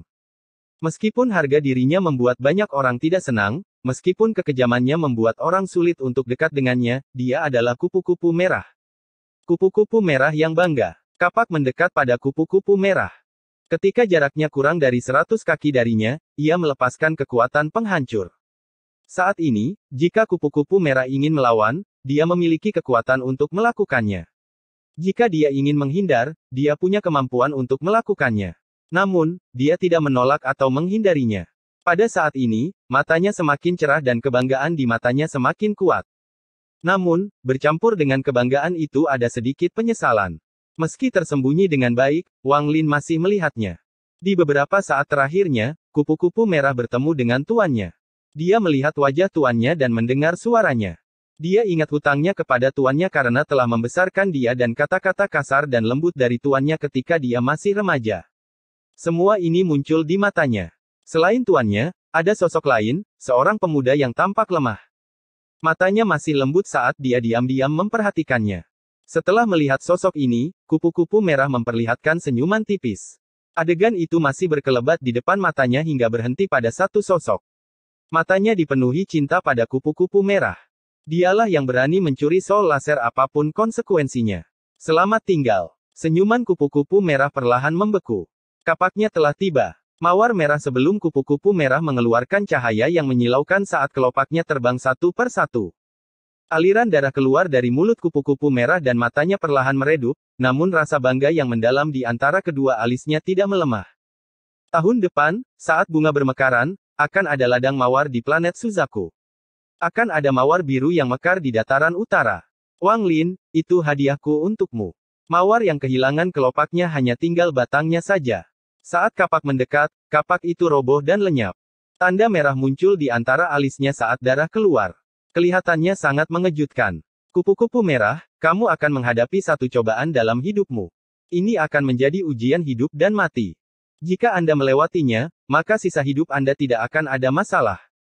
Jika tidak bisa melewatinya, maka semuanya akan hilang. Guru menggunakan hidupnya untuk membantu Anda meramalkan hal ini, jadi harap berhati-hati. Kupu-kupu merah, aku khawatir persidanganmu akan berhubungan dengan Cheng Niu. Dia tidak bisa dibiarkan hidup. Kupu-kupu merah berlumuran darah dan penglihatannya menjadi merah. Tuan, Anda sudah meramalkan ujian kupu-kupu merah, tapi sayangnya, Anda hanya melihat orang yang terjebak di tengah dan bukan Qian Feng, yang merupakan ujian saya yang sebenarnya. Kapak itu menembus tubuh kupu-kupu merah dan mendarat di tanah.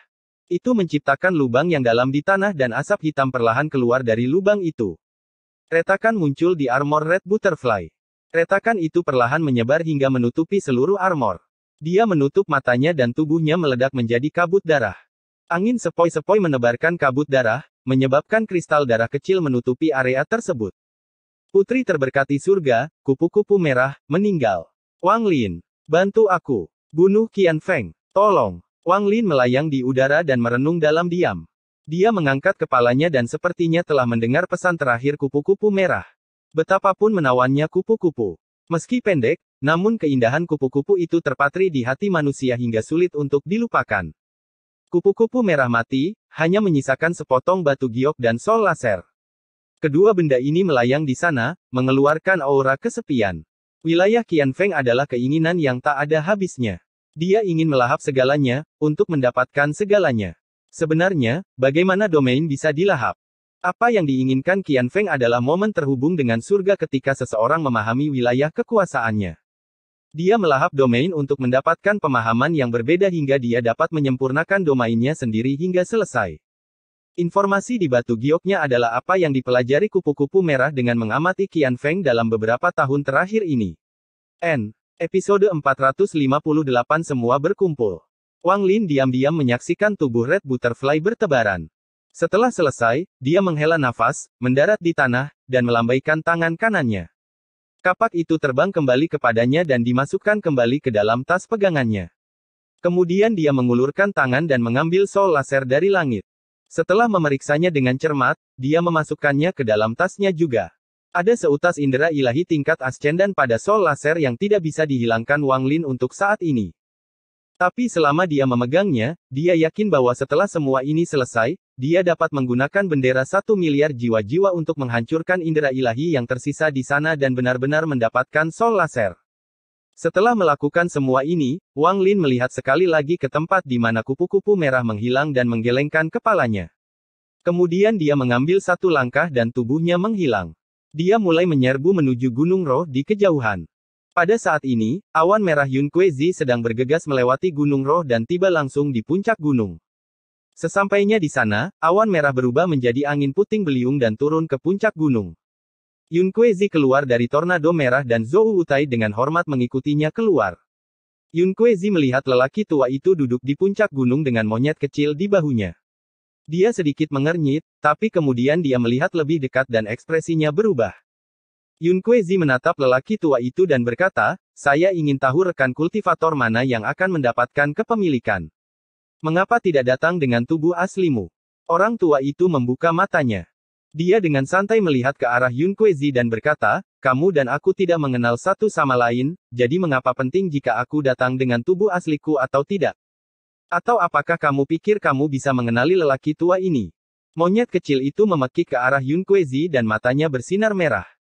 Mata Yun Kuezi tampak tenang saat dia melihat ke arah monyet itu dan kemudian dia tersenyum.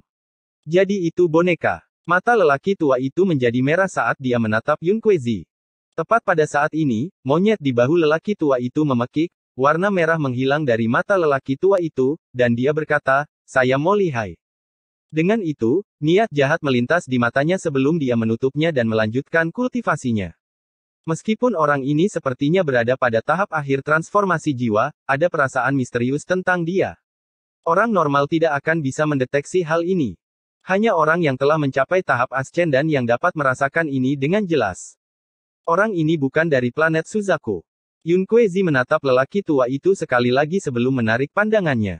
Dia kemudian melihat ke pintu raksasa itu dan merenung dalam diam. Dengan pemahamannya tentang makam Suzaku, dia merasa sangat terkejut sepanjang perjalanan ke sini. Ini benar-benar berbeda dari apa yang Suzaku katakan sebelumnya. Bentuk kehidupan itu jelas dibentuk oleh kekuatan misterius dari cultivation planet kristal.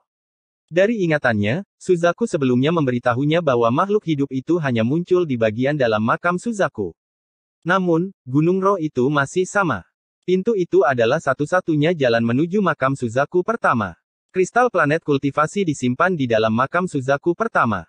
Namun, pintu ini tidak mungkin dibuka tanpa cultivation planet heart. Jika dia ingin masuk, dia harus menunggu sampai kehancurannya sampai tingkat tertentu. Saat Yun Kuezi memeriksa pintu, ekspresinya sedikit berubah. Dia melihat ke dasar gunung roh dan kemudian menarik pandangannya. Tak lama setelah itu, sosok Qian Feng dengan cepat berpindah dari dasar gunung roh ke puncak. Ketika dia muncul, dia dengan sangat hati-hati menatap Yun Kuezi. Kemudian dia pindah ke samping dan menemukan sudut untuk duduk. Tidak butuh waktu lama sebelum beberapa orang datang. Dua di antaranya adalah dukun berdaun 8. Ketika mereka tiba dan melihat Yun Kuezi, mereka sangat senang. Mereka segera menghampirinya dan berdiri di sampingnya dengan ekspresi hormat. Ada juga seorang kultivator yang datang. Dia mengenakan jubah biru serta topeng ganas yang menutupi wajahnya. Topeng itu mengeluarkan aura biru yang menghalangi indera ilahi untuk masuk. Setelah dia sampai di puncak gunung, dia melihat sekeliling dan kemudian diam-diam duduk di samping. 1 jam kemudian, 3 sinar cahaya melintasi langit menuju ke sini, tetapi saat ketiga sinar cahaya itu semakin dekat, seluruh gunung roh berguncang. Pintunya juga bergetar hebat dan lebih banyak retakan muncul di sana. Pada saat ini, tidak hanya gunung roh yang berguncang, tetapi seluruh makam Suzaku pun berguncang. Mirip dengan kejadian pertama, sejumlah besar bumi runtuh dan sejumlah besar retakan muncul di mana-mana. Langitnya sama. Keruntuhan terjadi di mana-mana. Ketiga sinar cahaya tersebut tidak pernah sampai ke gunung roh karena ketiganya mati di celah yang tampak dekat dengan mereka. Guncangan kali ini berlangsung lebih lama dari sebelumnya. Itu berlangsung selama 30 napas sebelum berhenti. Selama waktu ini, seluruh bagian luarnya runtuh ke dalam kehampaan yang dipenuhi celah berbahaya. Masih ada para kultivator yang mencoba memasuki makam Suzaku di kaki gunung Suzaku, namun semua orang yang masuk langsung terbunuh oleh celah tersebut. Lambat laun, semakin banyak orang yang masuk, namun sepertinya makam Suzaku telah kehilangan batasan yang menghalangi orang untuk masuk.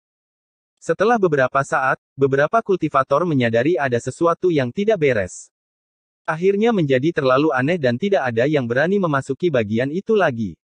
Di mata mereka, lorong itu telah menjadi binatang iblis yang melahap para kultivator. Jika Anda masuk, Anda akan mati. Di Gunung Roh di tengah makam Suzaku, semakin banyak retakan muncul di pintu dan beberapa retakan saling terhubung. Setelah guncangan selesai, mata Yun Kuezi berbinar dan dia melihat ke pintu. Kemudian dia mengaktifkan energi spiritual surgawi dan melambaikan tangan kanannya. Sebuah cetakan tangan raksasa tiba-tiba muncul dan mendarat di pintu. Dengan sekali tekan, pintunya bergetar, tetapi retakan di atasnya tidak bertambah dan cetakan tangannya menghilang. Yui Kuezi mengerutkan kening dan dengan murung menunggu keruntuhan berikutnya.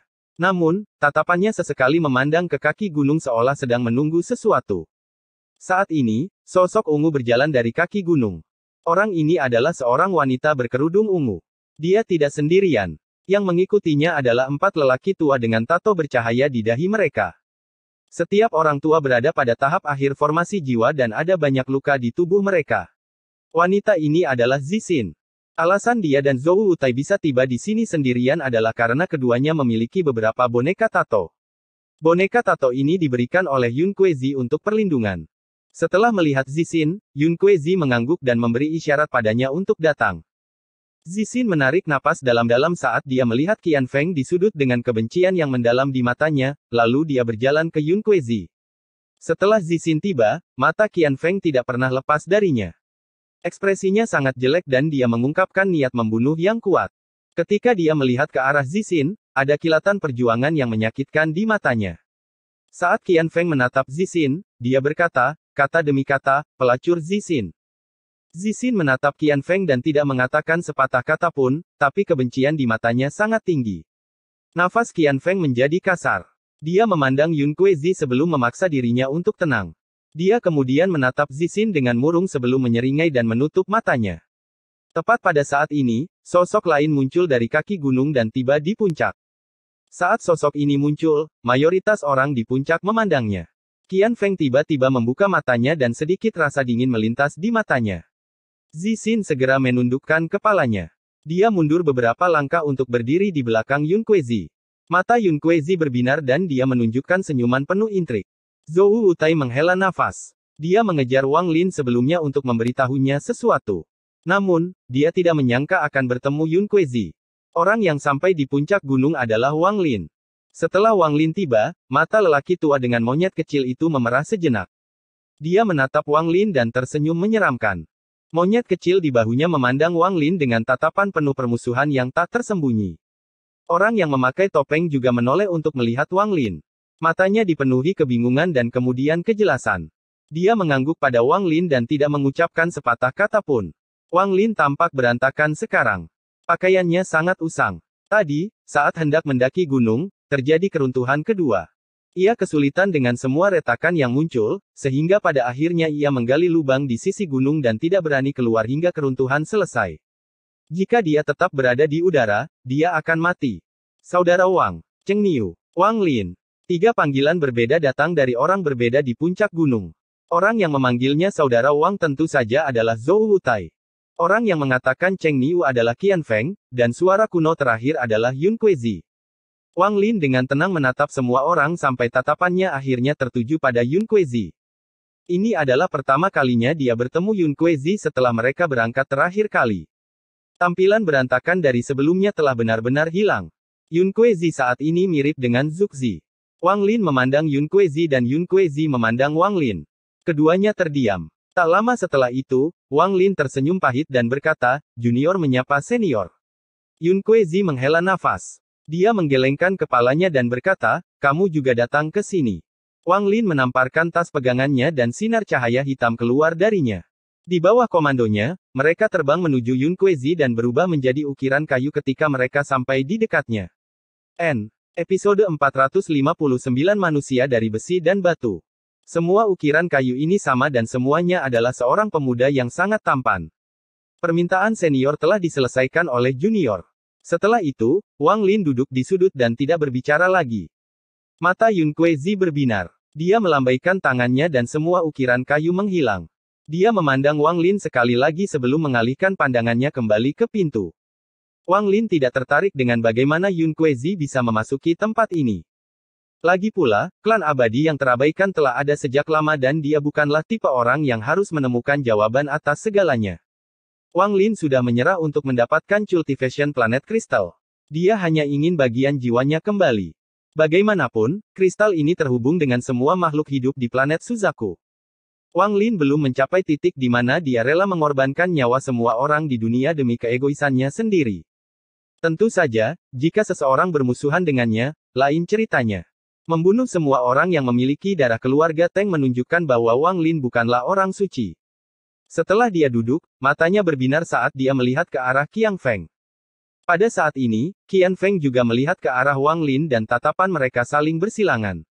Wang Lin mengungkapkan senyuman dingin sebelum mengalihkan pandangannya ke arah pria bertopeng. Pria itu tampak asing dan Wang Lin tidak bisa mengenalinya. Akhirnya, pandangannya beralih ke lelaki tua aneh yang meninggalkan senyuman menyeramkan itu.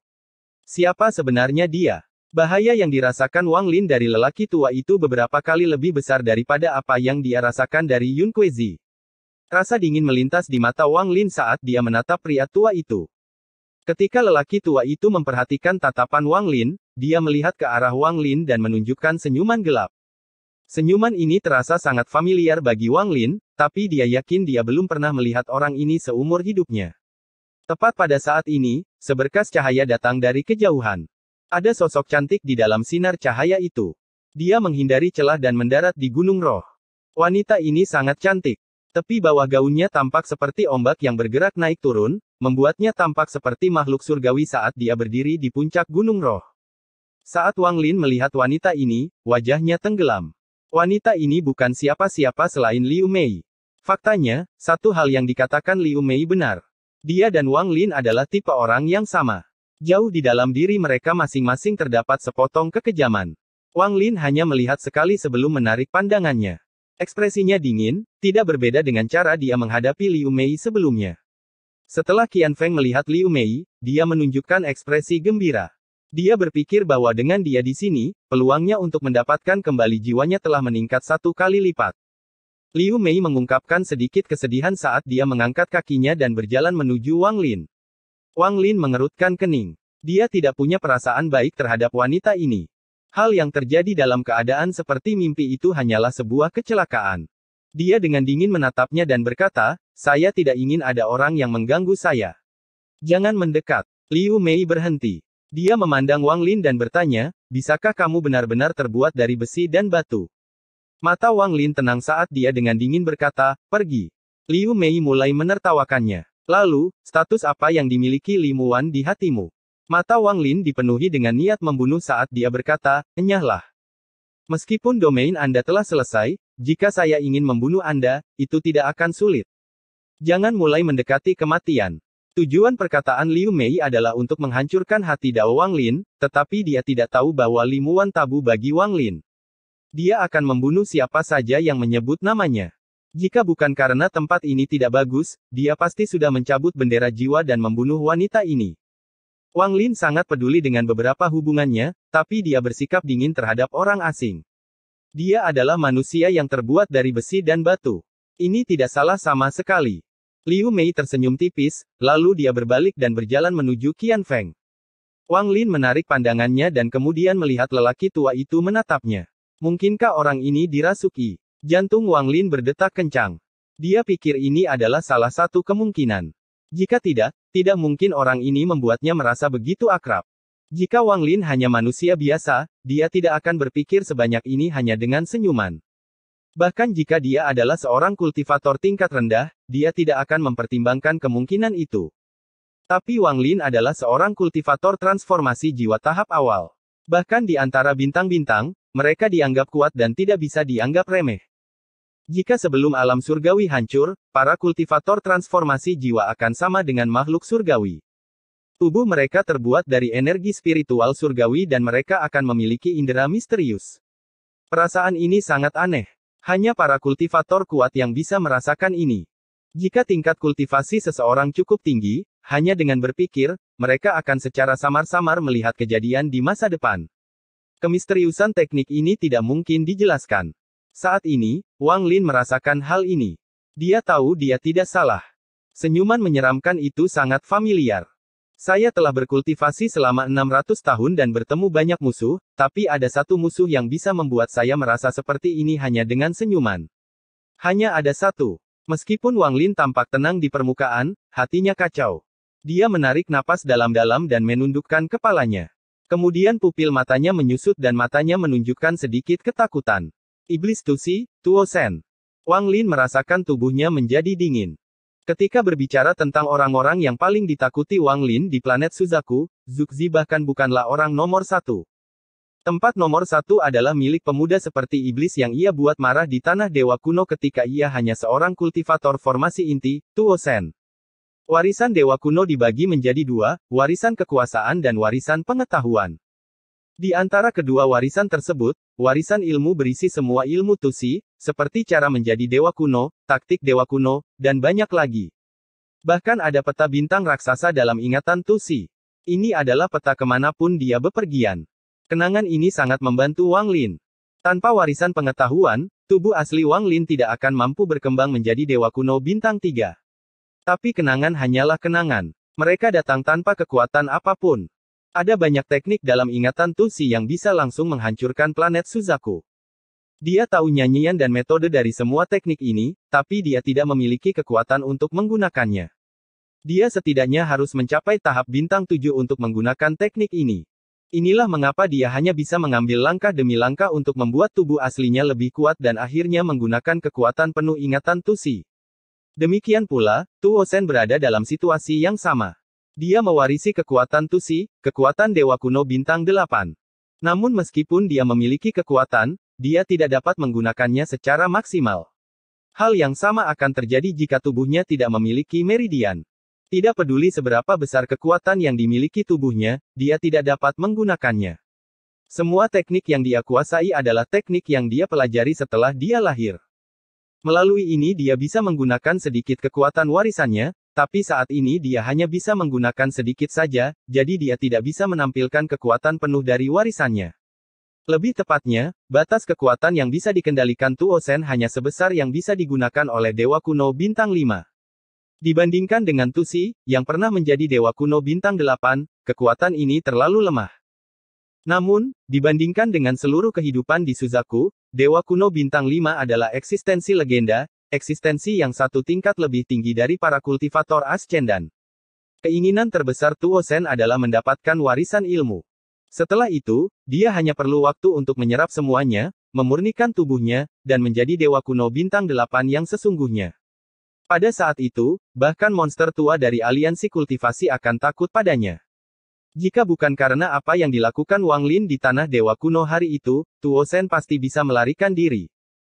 Lebih tepatnya, dia adalah Tusi, tapi dia hanyalah sebagian dari pikiran iblis yang muncul ketika Tusi gagal dalam teknik pembagian indera keilahiannya. Dia bertekad untuk menangkap Wang Lin.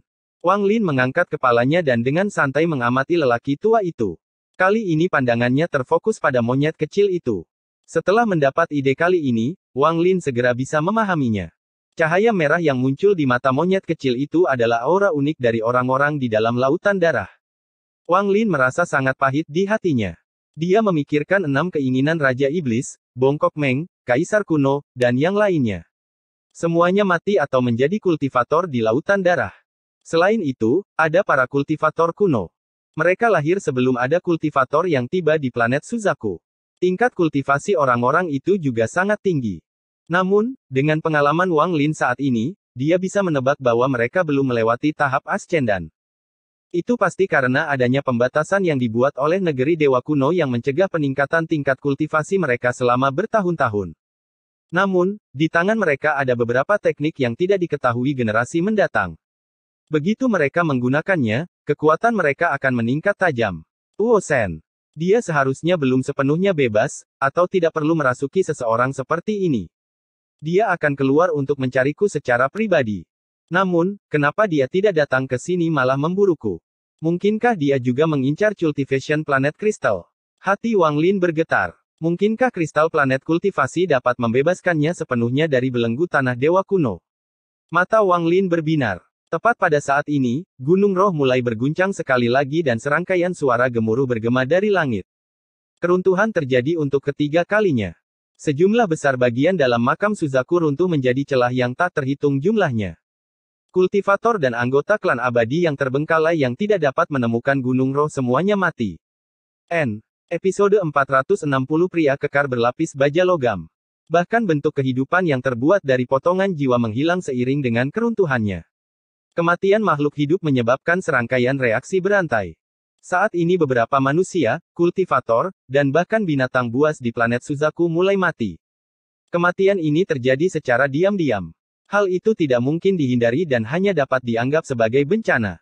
Untungnya, tidak banyak orang yang meninggal, tetapi jika kristal planet kultivasi runtuh, seluruh planet akan mati. Tawa gila Zugzi bergema di dalam Gunung Suzaku. Dia saat ini sedang duduk di dalam Gunung Suzaku dan matanya dipenuhi kegilaan. Dia mengungkapkan senyuman yang kejam dan bergumam pada dirinya sendiri, adik seperguruan juniorku, bagaimana kabarmu menikmati permainan ini? Permainan baru saja dimulai dan belum mencapai klimaksnya. Muridku yang baik, Qian Feng, aku harap kamu akan menggunakan harta yang kuberikan padamu. Setelah kamu menggunakan harta itu, klimaks dari game ini bisa dimulai. Di Gunung Roh di bagian dalam makam Suzaku, keruntuhan kali ini berlangsung selama 60 napas. Semakin banyak retakan muncul di pintu, menutupi hampir seluruh pintu. Tepat pada saat ini, Yun Kuezi tiba-tiba bergerak dan muncul di samping pintu raksasa. Lalu topi jerami muncul di tangannya. Dia memukul topi jerami itu dan topi itu segera tersebar menjadi tato yang tak terhitung jumlahnya. Semua tato itu bersinar terang saat menabrak pintu seperti meteor.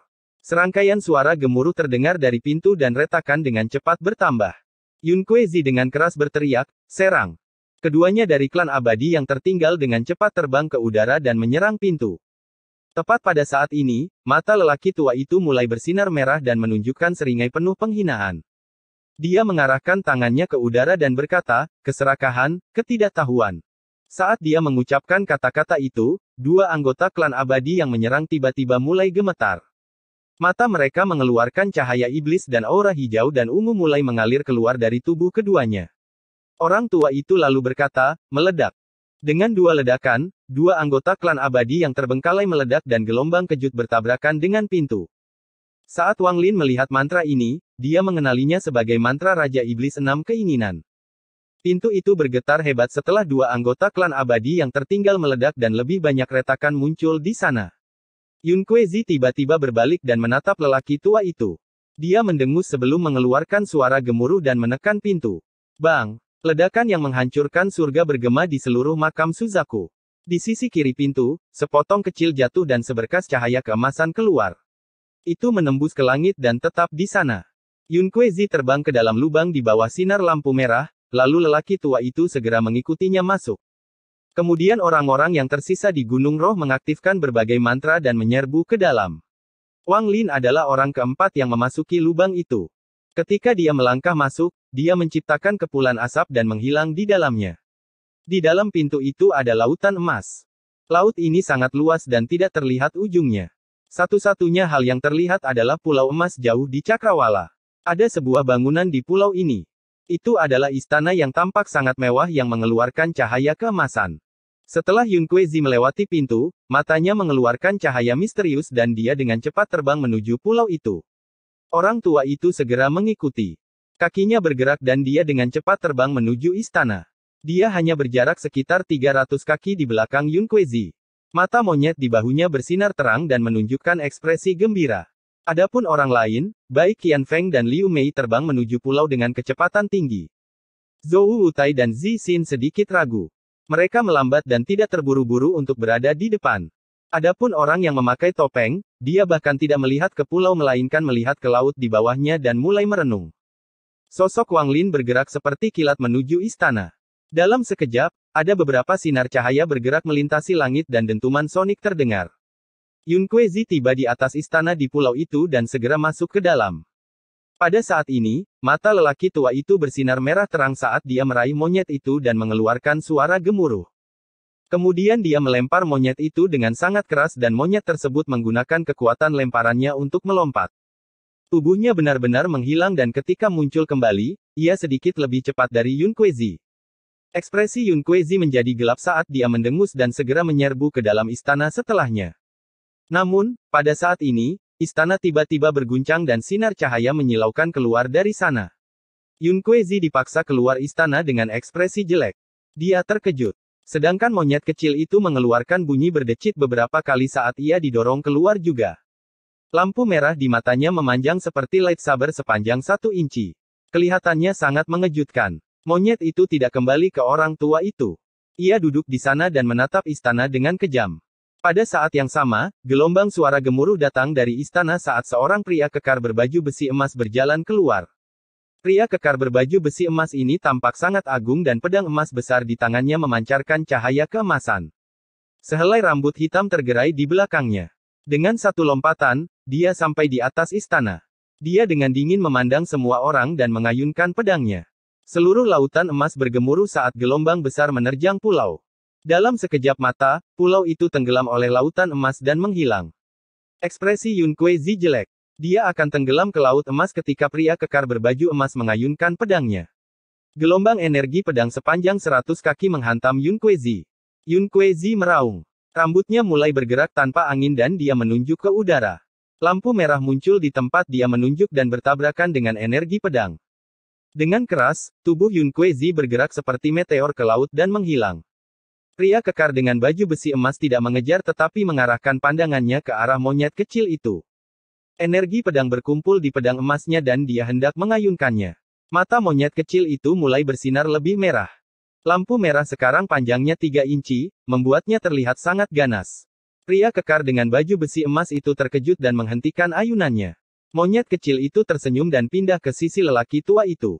Mereka hendak memasuki laut. Ketika pria kekar berbaju besi emas memandang pria tua itu, matanya bersinar dan energi pedang yang berhenti sebelumnya bergerak sekali lagi. Gelombang energi pedang sepanjang 100 kaki melesat ke arah lelaki tua itu, tapi bahkan sebelum energi pedang itu mendekatinya, laut di bawahnya terbelah. Orang tua itu meraung dan matanya mulai bersinar merah. Segera setelah energi pedang mendekat, gambar ilusi berwarna merah keluar dari tubuhnya. Gambar ilusi itu nyaris tidak terlihat. Jelas bahwa itu adalah seseorang, tetapi apakah itu laki-laki atau perempuan tidak jelas. Gambar itu mengangkat tangannya dan menghentikan energi pedang. Kemudian ia melambaikan tangannya dan energi pedang itu dibuang ke laut. Pria kekar dengan baju besi emas memandang lelaki tua itu, mengangguk, dan tidak melihatnya lagi. Gambaran ilusi kembali ke orang tua itu. Tubuh lelaki tua itu bergetar ketika matanya bersinar merah dan dia pergi ke laut. Monyet kecil itu mengikutinya ke laut. Wang Lin dengan hati-hati menyaksikan adegan ini terjadi. Dengan kecerdasannya, dia langsung tahu bahwa pria kekar berbaju besi emas itu tidak bermaksud jahat. Namun, untuk terjun ke laut mencari istana, seseorang harus mampu mengambil satu ayunan darinya untuk membuktikan bahwa mereka memenuhi syarat.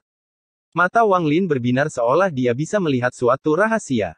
Ketika lelaki tua dan monyet dipisahkan, lelaki kekar berbaju besi emas itu jelas siap menghadapi mereka satu per satu. Tapi saat mereka bergerak bersama, pria kekar berbaju besi emas hanya menyerang satu kali. Tampaknya pria kekar dengan baju besi emas telah menguji mereka sebagai satu kesatuan. Tepat pada saat ini, mata pria kekar berbaju besi emas itu berbinar dan dia mengayunkan pedangnya. Sinar energi pedang mendarat di laut, menyebabkan serangkaian suara gemuruh menyebar ke seluruh air.